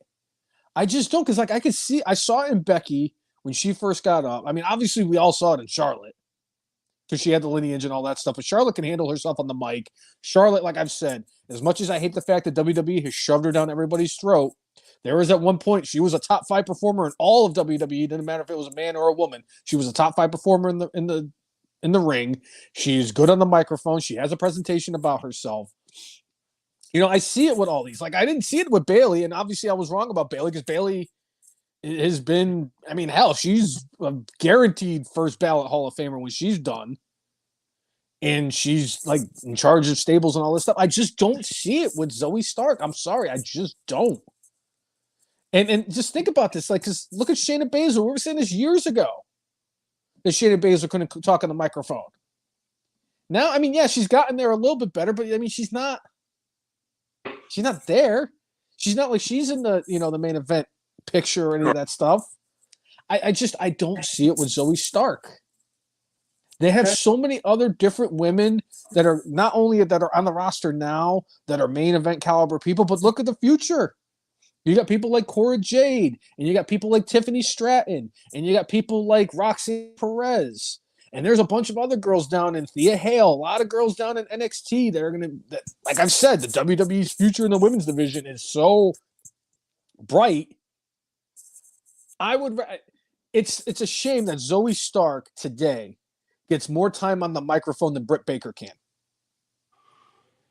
Mike Rainey in the chat saying, no disrespect to Rhea, but that match was a bathroom break for me. I knew Rhea wasn't losing.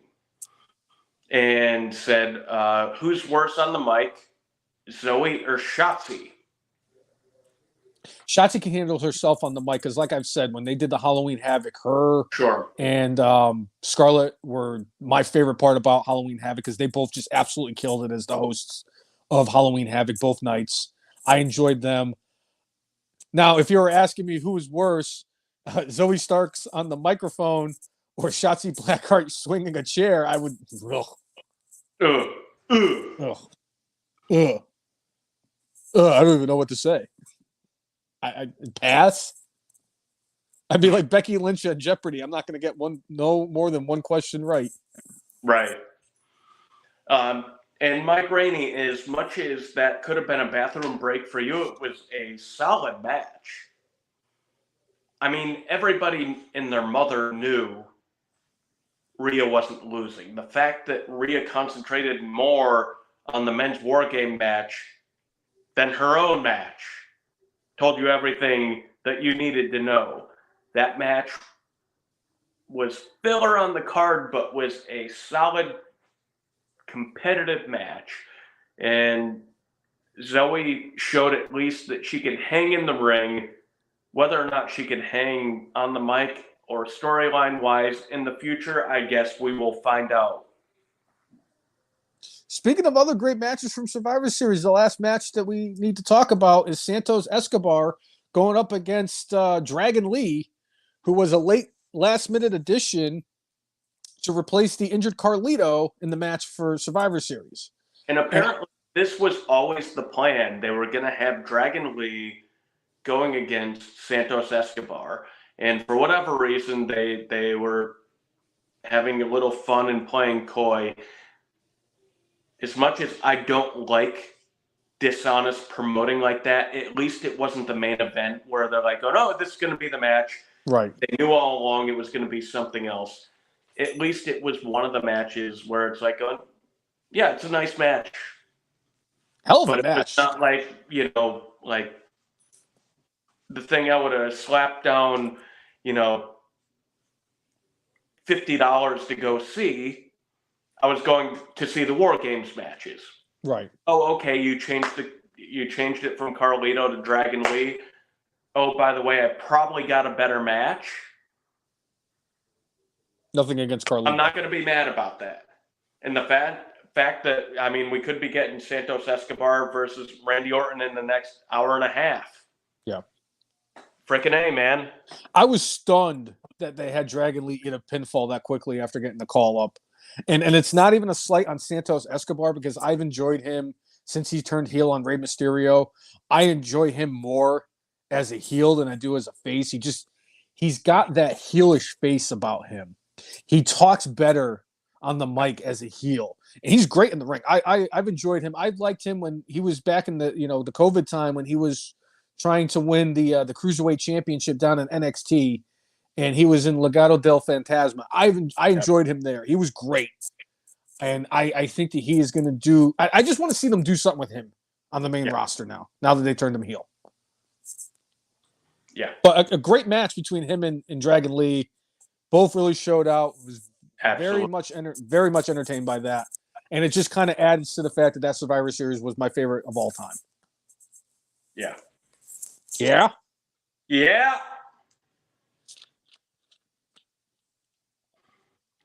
All right. Brainless one, what is next on your list? I have a few other things that I'd certainly love to get into before we get into the Brainless top 10 and the good, bad, and the Brainless. Well, I got two things left on my list.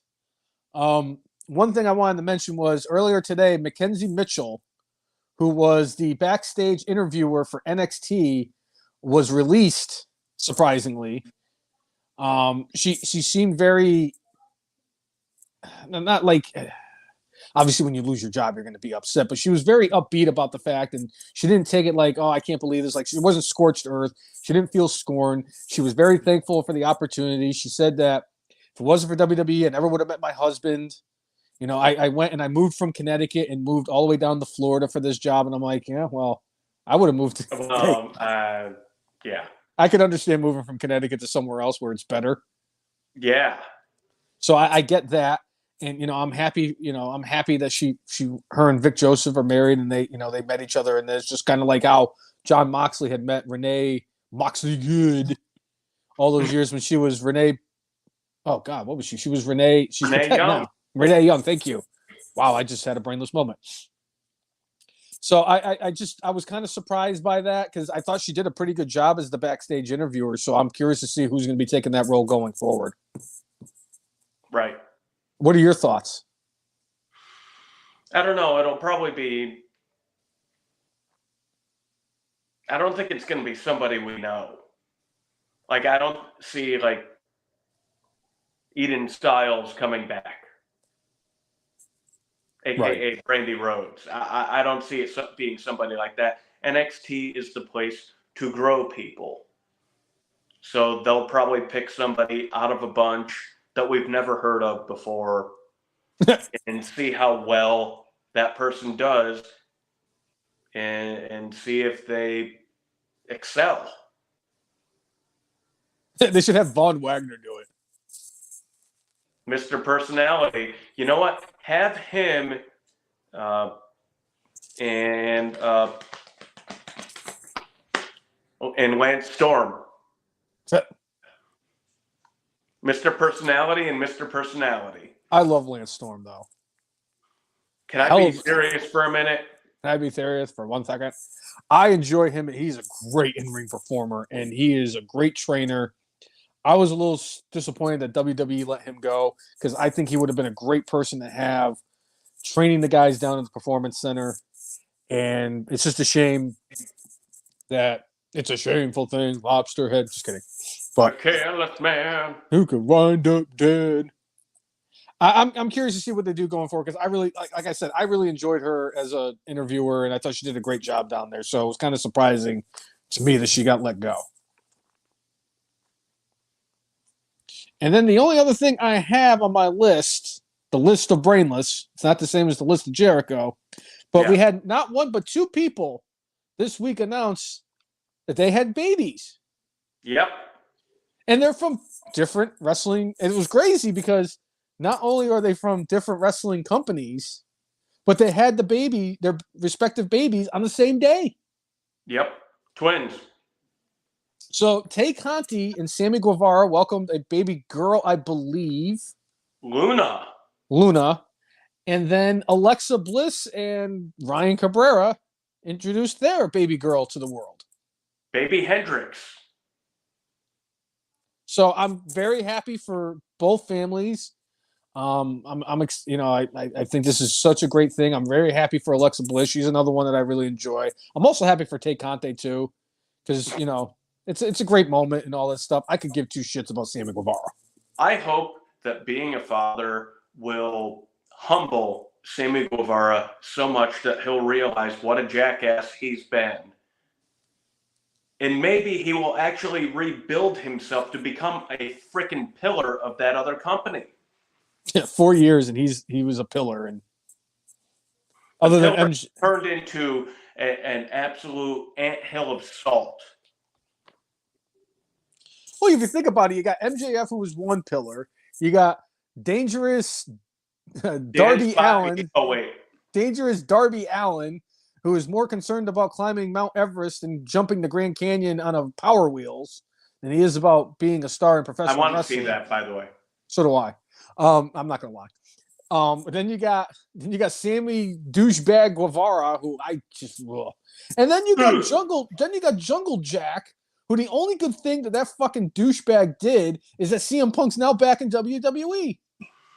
As they said this week, it took Tony Khan to repair a bridge that CM Punk put a nuclear bomb on.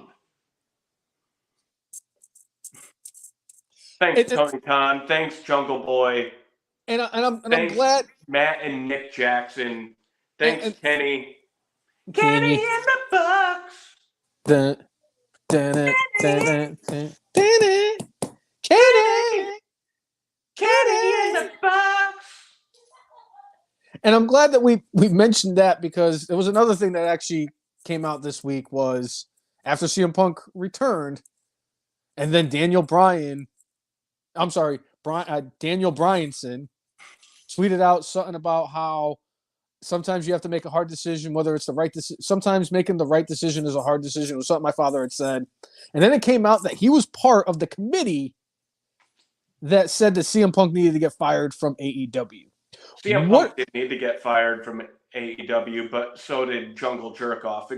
And when Jungle Jerkoff is revealed as the devil, and they give that dumb MFer a shot at the title. Just when I thought AEW couldn't do anything more dumb to drive me away, they go and do this. And totally confirm it for me that I'm never watching AEW again. Hey, you went between Curtis Axel voice there and Bad Man. You ain't my monster. I blame that on China for the fact that I now have COVID for a 9th time. 9. Murder that might surprise you. Ass mouth badge. Yeah. Shauna Melway tweet, thank you. Yes, thank you. You had sex with the bad man, and you might have had sex with Chris Traeger. Possibly. Literally. But yeah, I thought that was very interesting when I found out that Daniel Bryan headed the 3-man committee that told Tony Khan that CM Punk needed to go. Yeah. Crazy.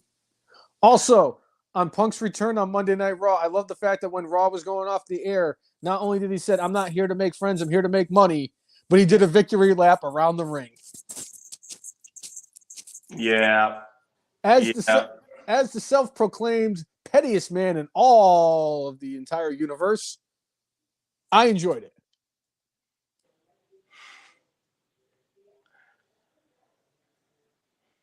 Has there ever been a fall from grace more so than the Young Bucks? Or is it the fact that they think that they're hot shit and they really aren't? They're just drizzle shits. They are entertainers. I'll give them that. Giving them more and than to an that. extent, like I enjoy the wrestling matches, but when they go overboard with the super kicks, I'm like going, all right, enough. Enough. Wait. How can you enjoy their wrestling matches when every single match is just a super kick overload? Especially when they add the exploding sneaker into the equation. Which was the second worst thing that they've ever done on AEW programming after the exploding ring of death that they had with Jon Moxley and Kenny Omega. Wow. Which Eddie Kingston did everything in his power to win an Academy Award for selling that better than John Cena did against the Nexus at SummerSlam 2010.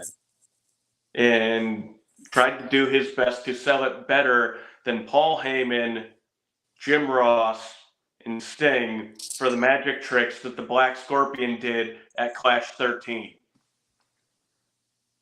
Oh my God! What is it? What happened? Yeah. Ah!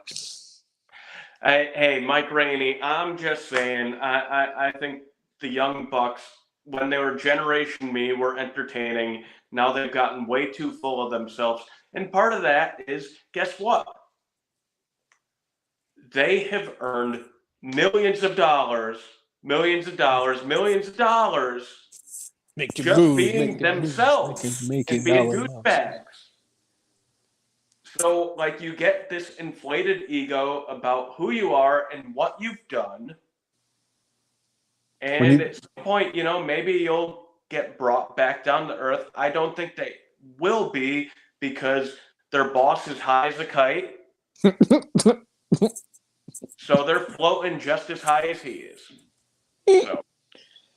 But back when they were Generation Me, back in TNA, I enjoyed the heck out of them. And before the super kicks that they did got super played out, I enjoyed them.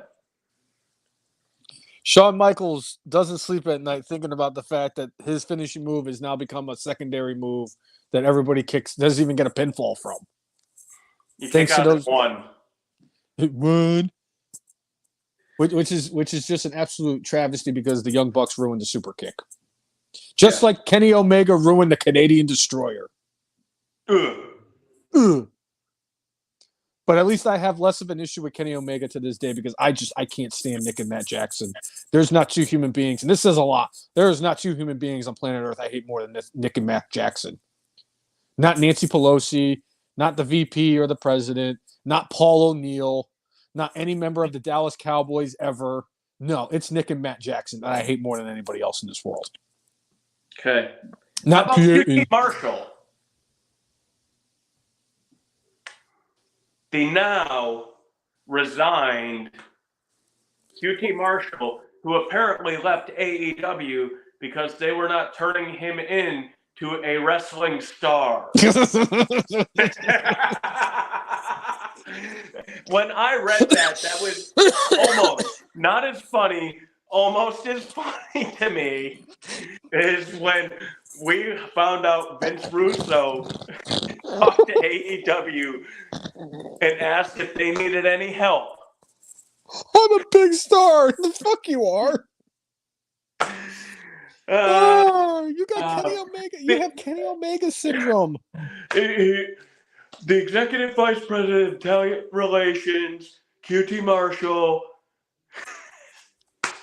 I love the fact that it came out and they were making a big deal about it because he was like, I think I'm a bigger star than I really am, and that's part of the reason why that, and the fact that AEW went from what it used to be and it went into a different direction. They're trying to be more like New Japan, so he left, and then it comes to find out that CM Punk didn't want him on Collision because QT Marshall did nothing, and neither did QTV, and if anything, QTV hindered what they were doing with Powerhouse Hobbs. Gee, who does that sound like? Who else said that putting Powerhouse Hobbs in QTV was stupid? Was it a guy who had 17 brain cells, and I knew that he was stupid being in QTV? It was wasted. The fact that he's with Don Callis is actually good because Don Callis is somebody with some credibility who can bring out the best in him. QT Marshall. Yeah, he's going to go to WWE. What is he going to do in WWE? What is he going to be a star of? He's not going to win the Royal Rumble. I do believe he's been contacted by Major League Wrestling, which is more than I could say for the Ryback, who said he was going to retire if CM Punk came back to WWE. Ryback. Jay, there's people in the Tour de France that don't backpedal as much as Ryback did after CM Punk returned. Are you going to retire like all the people who said they were going to leave the country when Donald Trump became president? Are you going to do that? Is that what you're going to do? Because I think that's what you're going to do. I think we're going to see you in the wrestling ring again. Nobody wants to see you in a wrestling ring again. But the fact that you're so convoluted and think that like you had your moment. No doubt about it. 2012, you had your moment. Even like a little while after, you had your moment.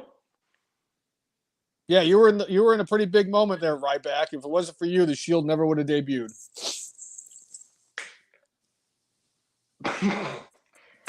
I hope you live up to your freaking word. Are you a man of your word, Ryback? I don't think you are. I think we're going to see you in a wrestling ring again. I think we're going to see you at a revitalized Hampton Roads Championship Wrestling going against Uncle Phil. And you're going to go against the what is it? The White Russians.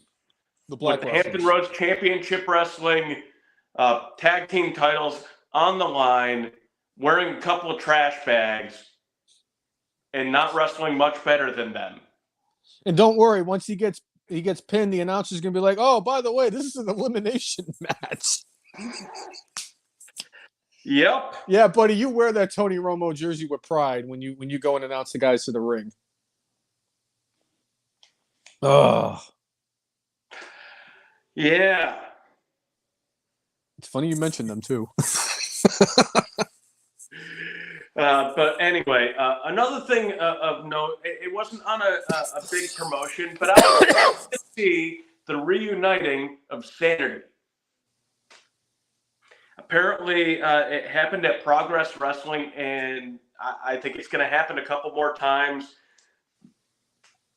By God, I wish Eric Young would have stuck with WWE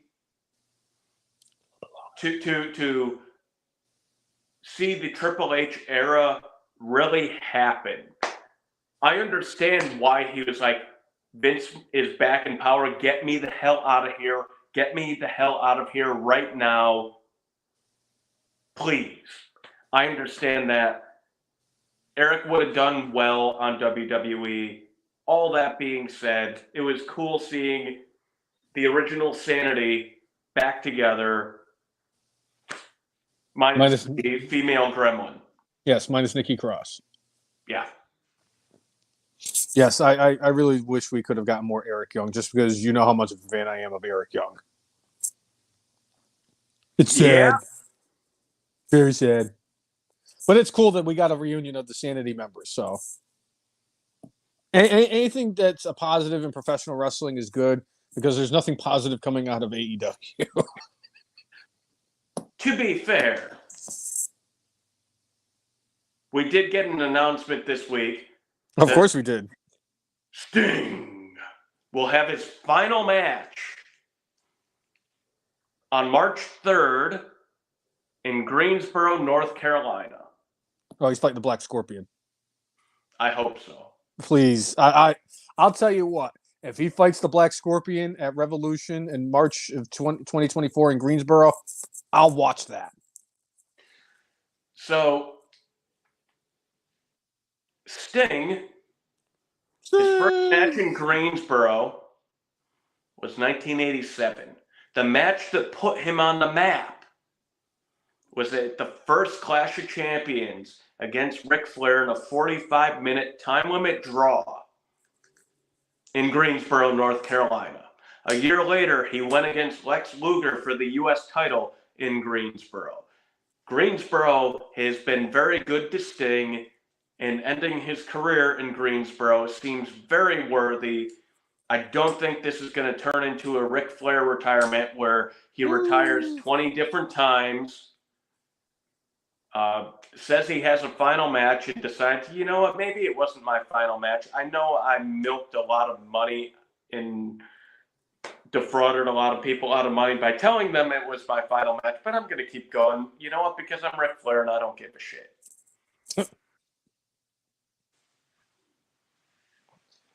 I get to mention him later in the podcast too.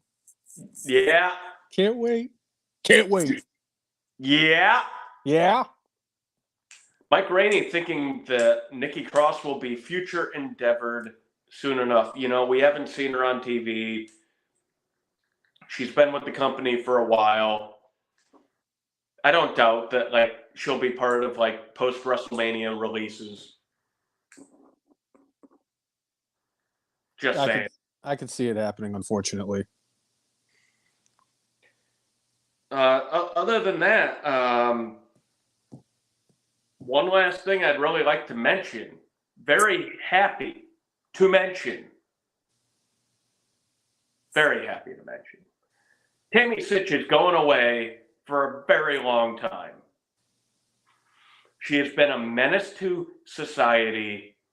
She killed a person. And she will be going away for 17.6 years. She will not be getting out of prison until, let's see if my Bristol Central math works out here. 2041. 2041, and I believe she'll be 57 or 58 years old at that point. She'll still have life to live. No, she's got to be. I'm glad the judge threw the book at her. They should have thrown the book at her a long time ago. She got leniency for way too damn long. This man might be alive if a judge before had actually done what they should have freaking done and put her in a damn cell. Yep. I hope to hell she gets her life together while she has the next 17.6 years to think about the shit she did. And then she went during her sentencing and brought up the fact that she started on her downfall when Chris Candido died. The man that she cheated on numerous times throughout his life. If you loved him so much, why did you do that? Bingo. Why did you do that shit? Oh, by the way, and she mentioned, oh yeah, I've had issues with my brain because I got hit in the head so much during my wrestling career. It's like, you were a freaking manager. The only hits on the head you got was sitting there while you were like doing coke in the locker room and you passed out and hit your head on the damn sink while you were blowing some dude, giving him a blumpkin. What are you talking about, Jay? She took a lot of blows to the head. You know, when she was on the headboard. She was getting it.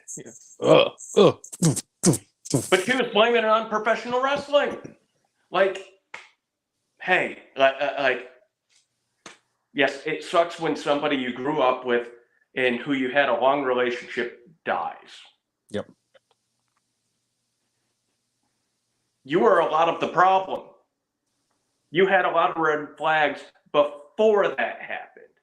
But then trying to get some sympathy by bringing that up. I'm sorry, like, as much as I have a lot of grace and mercy for people, you have not shown any real repentance or any turning away from the shit you were doing. She faked cancer to get money from people. Remember when on the Edge and Christian Show of Awesomeness, they joked around and said that Sonny had cake cancer to try to get money from people. Yeah, and I remember. People did give her money. I don't have a lot of sympathy for her. I will have sympathy for her when she truly apologizes for the shit she's done, for the crap that she's left in her wake. Chris Candido being one of them. I will have sympathy for you then when you finally say, I am sorry for the shit I've done. She has shown no true remorse. She has had no true come to Jesus moment.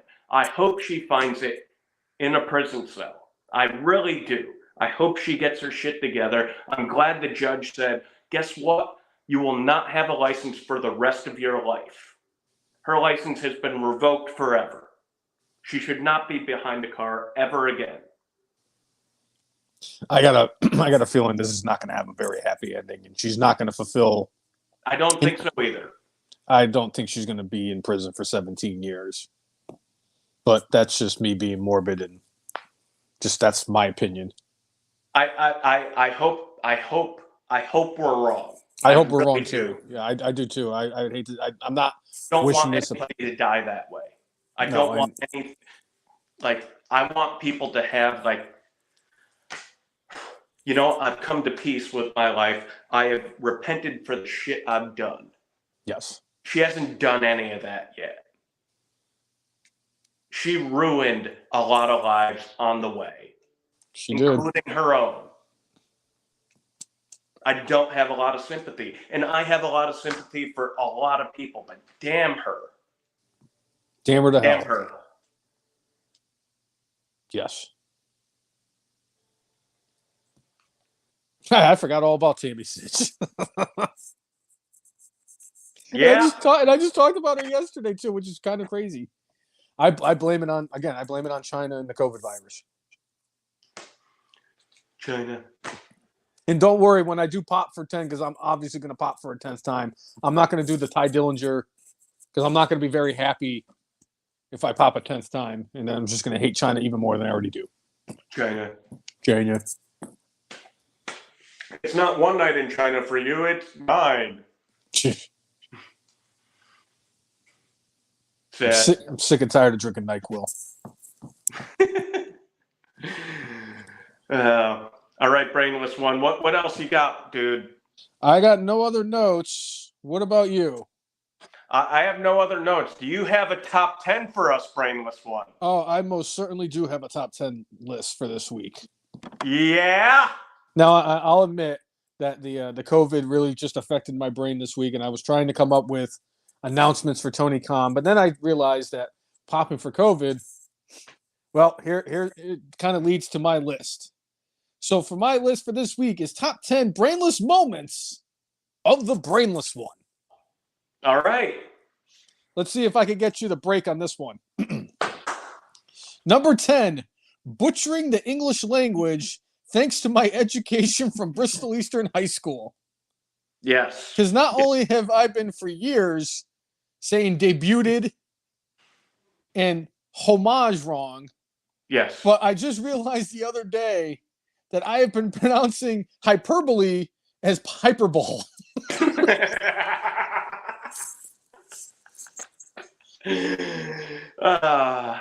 Yep, thank you, Bristol Eastern. Number 9, the Man-O-Lantern. As great as that was for views, yes, it was a very traumatic and painful moment for me that I really don't want to relive. All right. So you're saying you're not going to make a bet with the effing wife for Royal Rumble this year? No, because I'm not losing. Again. Although it was because of CM Punk that the reason that I lost that bet. Yeah. Number 8. This one definitely hits home for somebody on this podcast. Number 8, when I believed Cousin Jay when he told me that PN News falls from the scaffold and through the ring in his scaffold match that included, I believe, beautiful Bobby Eaton and Stone Cold Steve Austin. Yes. I forget who the 4th participant was at this moment, but it kind of doesn't matter. I mean, you had a man on the Rushmore. You have a man who should be a Hall of Famer And you got PN News. Tim saying, yeah, baby, go PN News. Yo, baby, yo. Bobby Eaton is, in my opinion, and I will continue this, and this is a hill I will die on if I have to. Bobby Eaton is the most grossly underrated wrestler in the history of professional wrestling. Okay. I would not disagree with that. All right. Number 7. Getting so excited that I got myself sick and I missed the Undertaker's debut at the 1990 Survivor Series. Just think, that's 7. What the hell could 1 through 6 be? I mean, you've had your moments. And trust me, if the time machine actually does happen between now and the time that I take my last breath, you can bet your ass if I'm going back in time, I'm going back to that day in November of 1990 and beating the shit out of a 7-year-old brainless one over any other day. But this one does come in the close second if I don't pick that day. Number 6. Actually picking Duke the Dumpster Droese to win the Gimmick Battle Royal at WrestleMania 17. All right. I have a sneaking suspicion I might know what number 1 is, but I'm going to let you keep going with your list. Yeah, Duke Droese. That was a smart moment for you. I think that on that day at WrestleMania 17 was the birth of the Brainless One. But man, oh man, number 5. When I confused WWE Hall of Famer Hacksaw Jim Duggan with the janitor at the big time at the top ropes, or was it big time or top ropes promotion? I forget which one it was. Big time wrestling. Ho! Hey guys, how's it going? Hey man, what's up? How's the bathroom looking? Did you clean it good? He had a garbage bag with him. I'm telling you, I will stick by that. And his hair looked like traveled with the garbage bag. Yes. Number 4, Foxy Grandma 62. Have you met her? I saw her car. Oh God. Oh man. And I'll tell you, number 2 and number 3 have been mentioned on more than one occasion on this podcast. But number 3, selling the wrong portable DVD battery extender to Stevie Richards at Circuit City. And to this day, pretty much 20 years later, the look on his face as he stared at me from customer service is still implanted in my brain. Again, I tried to keep. That was going to be number 1. I thought that was going to be number 1. Oh, Cousin Jay. Oh, no. But I'm going to say this much. I tried as hard as I could to keep it to wrestling as much as I could, but I had to throw Foxy Grandma in there. Worthy.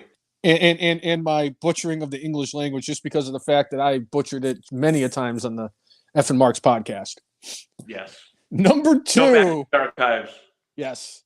Number 2, and you were definitely there for this one, when I pissed off the entire Hampton Roads Championship Wrestling roster and all 37 fans that were in attendance. Yes. That was a great moment. It was terrible. It was scary. Great. Yeah. I'm glad that we left there unharmed and Yeah, I mean, Mr. Kitty Litter, like, absolutely being belligerent, like 3 inches from our nose. My favorite part was there was not a word said between you and I from the time we got into my car and the time that I drove through Norfolk and through the downtown tunnel until we ended up at the beer garden until I said to you, boy, that escalated quickly. It did. Oh. Yeah. And the number 1 thing, and this one definitely is very close to my heart, me getting vaccinated. You can sit there and say everything you want about what you believe when it comes to the vaccination for the COVID, for the COVID virus, COVID-19 bullshit. This is not for any political reasons whatsoever. I just find it ironic that when I was working on the naval base for as long as I was, and I didn't catch it, until I got my first shot. And now I am Ferris Bueller when it comes to COVID. And that is the top 10 brainless moments of the brainless one. Yeah. Yeah. Hey, I just saw a comment. Oh, yeah. I forgot. I could actually do that. Mike Rainey's thing. Beefcake's wife. All right, here's Tim's comment. Go. Yo, baby, yo, baby, yo. Yo, baby, yo, baby, yo. And definitely agree, Bobby Eaton Needs to be a Hall of Famer. To be a Hall of Famer, but he would go in with Jim Cornette in the Midnight Express. And if they plan on doing WrestleMania, I think it's 2027 in Tennessee, that is when it'll happen. Because Jim Cornette will actually drive to the stadium. Yeah. We need that. I need Cornette in my life. Anyway, if you like what you see, whether you are a first-time watcher or a continuous fan, make sure you like us on Facebook, follow us on Twitter X, follow us on Instagram, and subscribe to us on YouTube at the letter T, the letter H, the letter E, the letter F, the letter N, Marks. It bothers me that I have to play that in my head so I know that I'm spelling it right. And if you like and follow and subscribe to us, we will do the same back. That has always been our mantra, and make sure you hit the notifications button so you will be notified that when we go live, whether it's on the Facebooks or whether it's on the YouTubes. So you can join in on talking about our favorite sport that we all love to hate, professional wrestling. Also, make sure you give us a subscribe on Spotify so you can join the conversation on the road. Yeah? Yeah? Good shit. It's such good shit. Pal. I think that's everything, Cousin Jay. Well, I think we got some good, bad, and brainless to get the hell out of the way. And quite honestly, most weeks I will write down my good, bad, and brainless ahead of time. This week I was like, you know what? I'm going to wing this damn thing. There was so much good that happened this week, so much bad that happened this week, and so much brainless. Whatever bubbles to the top of my damn brain, I'm going with. I almost could give myself my brainless because I almost forgot the good, bad, and brainless. Sad. I'm blaming this on COVID. That's why I'm not giving it to myself. But I am right now the clubhouse leader for my brainless for episode 230. Oh, geez, 339. Oh, my God. Yeah. Thank you, Bristol Eastern. All right. Hey, you know what? You keep working. We got 4 weeks until the Markey Awards. You could get Brainless of the Year. Oh, no. This is what happens when you're number 2 in the program and 219 in your graduating class. Yeah. Out of 279. Yeah. Top 800. Top 80%. Hold on. We're going to have to make a call to the bullpen to finish up good, bad, and brainless. But you're right. It is time for the good, the bad, and the brainless. Yeah. So, Cousin Jay, what do you got for your good this week? And I can't wait because you're winging it. I'm sorry, man. I gotta go with chalk. Like, I really should say, like, all the Survivor Series. But that ending moment was the damn cherry on top. As much as I have a dislike for Phil Brooks and how he conducts himself as a human being and how he conducts business, CM Punk ignites a crowd and, as Triple H said, starts a damn conversation. CM Punk's return was freaking awesome. It was. Awesome. I have to go with that. I have to go with it. As much as it pains me to not find some little nook and cranny throughout the world of professional wrestling this week, I'm sorry, nothing for me can top that. As much as I loved Christian and Edge And the fact that the Man Scout was there in between Christian and Edge, the fact that Sanity got back together, the fact that Tammy Sytch is going to fucking prison, is in prison at this moment. Those were all very good things. The fact that we had 2 childbirths, 4 professional wrestlers this week, those are very good things. The fact that Randy Orton returned, the fact that R-Truth returned, those are all very good things. But I have to go with CM Punk. Well, I'm glad that you went with CM Punk. I really am. Because I did not go with CM Punk for my good this week.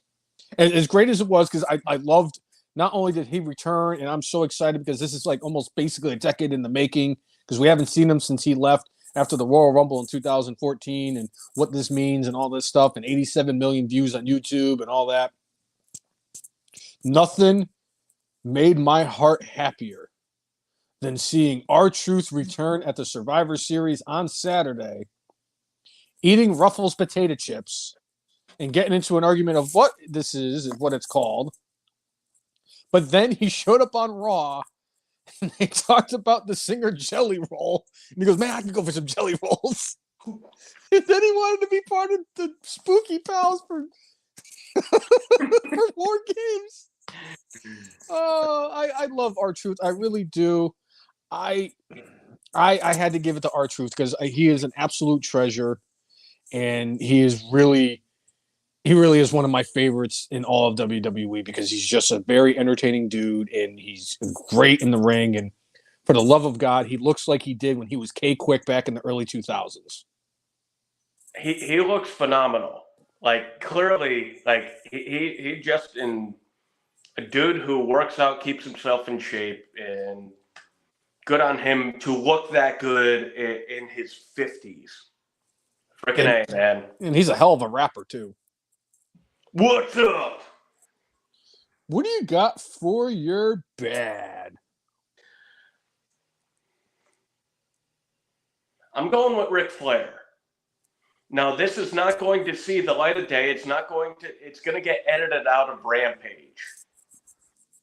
But he more or less said, like, hey, I'm inviting all the 18 to 28-year-olds back to my hotel room. This is just a repeat of a thing that I'm glad we didn't see back when he was having the storyline with the sassy Southern Belle. I'm glad that didn't happen. I don't need to see 5,736-year-old Ric Flair talking about bringing 18 and 28-year-olds back to his room. When he's married, too. Ric Flair has come out and said, hey, if I've embarrassed the company, Tony Khan, you could fire me, blah, blah, blah. It's just become such a crazy world out there, and people just can't take the fun, can't take the character, blah, blah, blah, blah, blah, blah, blah, blah, blah, blah. Ric Flair, there's a thing called evolution. You were in it. Make the character go forward a little bit. Yeah. You're like old enough to be a great-grandfather at this moment. Great-great-grandfather. Well, actually, at 5,736 years old or 56 years old, quite honestly, he is almost the father of society. He's the second next to his brother, Bobby Fish. I'll say he's the second oldest person on planet Earth after Bobby Fish. So I'm going with Rick on that one. For bad, I'm going to go with the Royal Rumble poster. Just because of the fact that I'm pretty sure you had Drew McIntyre on the first one. I'd have to go back and look and see it. But the fact is that Drew McIntyre is a main event caliber guy. And yes, he's on the poster for the Berlin show that you guys have going on. But he's not in the Royal Rumble promotional poster? Come on, man.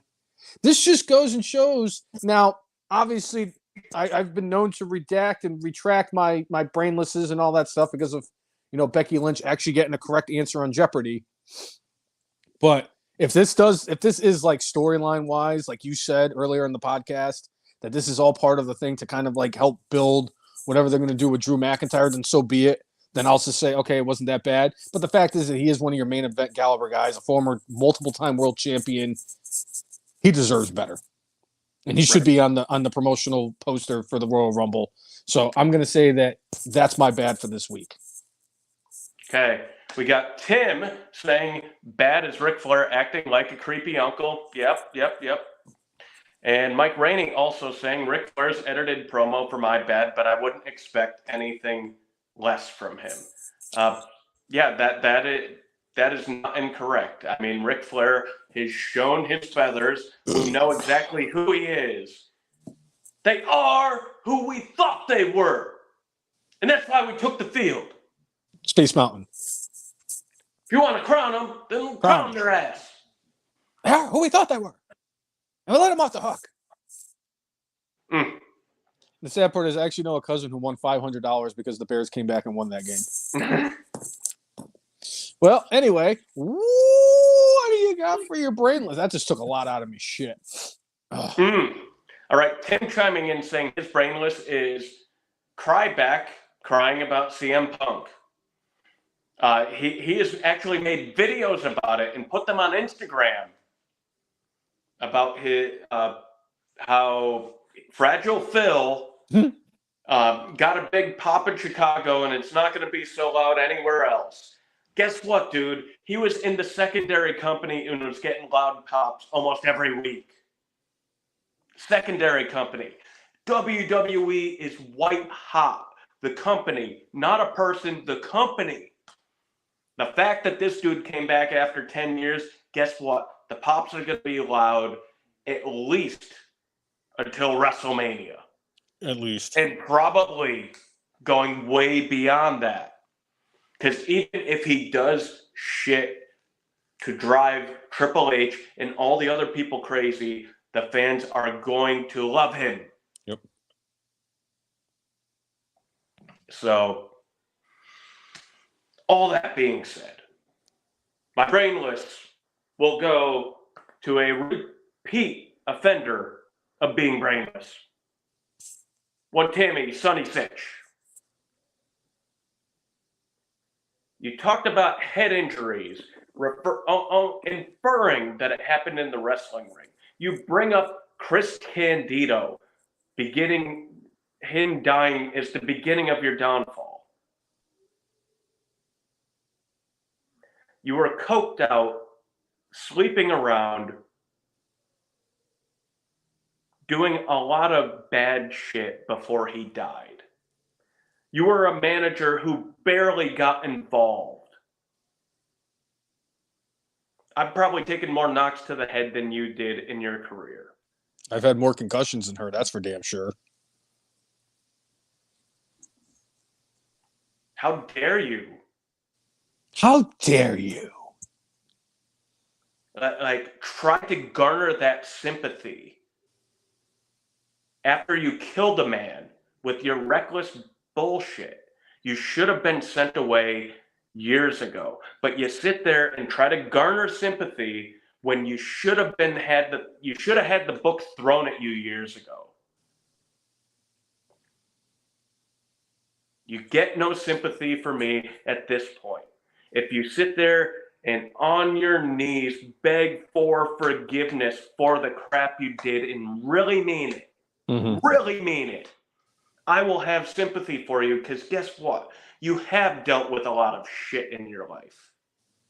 But right now it doesn't feel like you're sorry at all. You're sorry that you have to go to prison for 17.6 years. But you are a menace to society. I'm glad that you will never have a license again. I hope you get your shit together. But right now, you are my Brainless, and I pray the Lord has mercy on you and your soul, and I pray that you have a come to Jesus moment. I can't argue that for a Brainless. Although, I too have a repeat person for my Brainless for this week. I am going with Tony Khan. I know that, like you said, for your bad, and Ric Flair was a lot of people's bads. But at the end of the day, Tony Khan knew what the hell he was getting into when he brought Ric Flair into it. You can't tell me that Ric Flair went in there and said, "I'm a changed man. I'm a better person. I'm not going to do the same shit I did, all those years with WWE and all the stuff outside of WWE and everything like that." You couldn't have known that was going to be, the truth. And the fact is that you brought this man onto your programming, and what, the third appearance on, he's going out there and inviting all the 18 to 28-year-olds to his hotel room to ride Space Mountain. Woo! I don't feel bad for Tony Khan because he knew what he was doing. And this is just another stupid thing that Tony Khan can do. And he's going to end up getting my brainless moment. He's just going to be my brainless for the year. It's not even going to be a moment. It's just going to be a brainless of the year because it's going to be him because look at this. Episode 338, Tony Khan. Episode 335, Tony Khan. 334, Tony Khan. 333, Tony Khan. 332, Tony Khan. Hell, 336, I took Becky Lynch out and gave it to Tony Khan. Phoenix and Rich Knox for 329. I'll give that to Tony Khan too. AEW, so that's Tony Khan.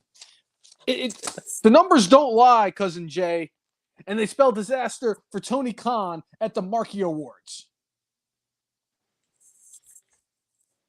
Which, real quick, before we get into the very most... And Vince McMahon are going to be, I think, in a dogfight. With Ric Flair, Tammy Sytch. If Kurt Schilling was involved in wrestling, he would get it for me. But nobody is exempt, Cousin Jay. Remember that. No, nobody's exempt. I mean, if nobody's exempt, I mean, Hamas would get brainless for me. So would Joe Biden. And like I said earlier, I don't think he knows whether it's Tuesday or Pluto. and most importantly, I cannot stress this enough. I too am very much a candidate to win Brainless Moment of the Year. Just because nobody, and I mean nobody, lives the brainless gimmick better than the one behind the one in Brainless One. Yeah. Yeah. Now I think that's it. I think we've covered all the bases of the podcast. Absolutely. There is absolutely nothing left to do. That's erroneous, Brainless One. Curtis Axel, what do you mean that is erroneous? How dare you say that the podcast is done after the good, bad, and brainless? When you, Cousin Jay, all of the fans of the effing marks, and I know that there is still one more thing left to do on the podcast. And what is that, Curtis Axel? That is because today, December 1st of 2023, I, effing Marks Hall of Famer Curtis Axel, have been alive for 3,232 days in the 2015 Royal Rumble. Oh, wait, I didn't say it right. Curtis Axel!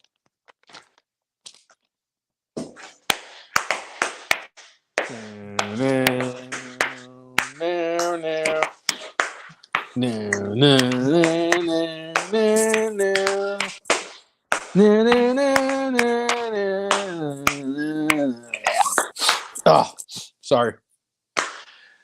Tim chiming in late. Space Mountain now has a Viagra dispenser while waiting in line. Woo!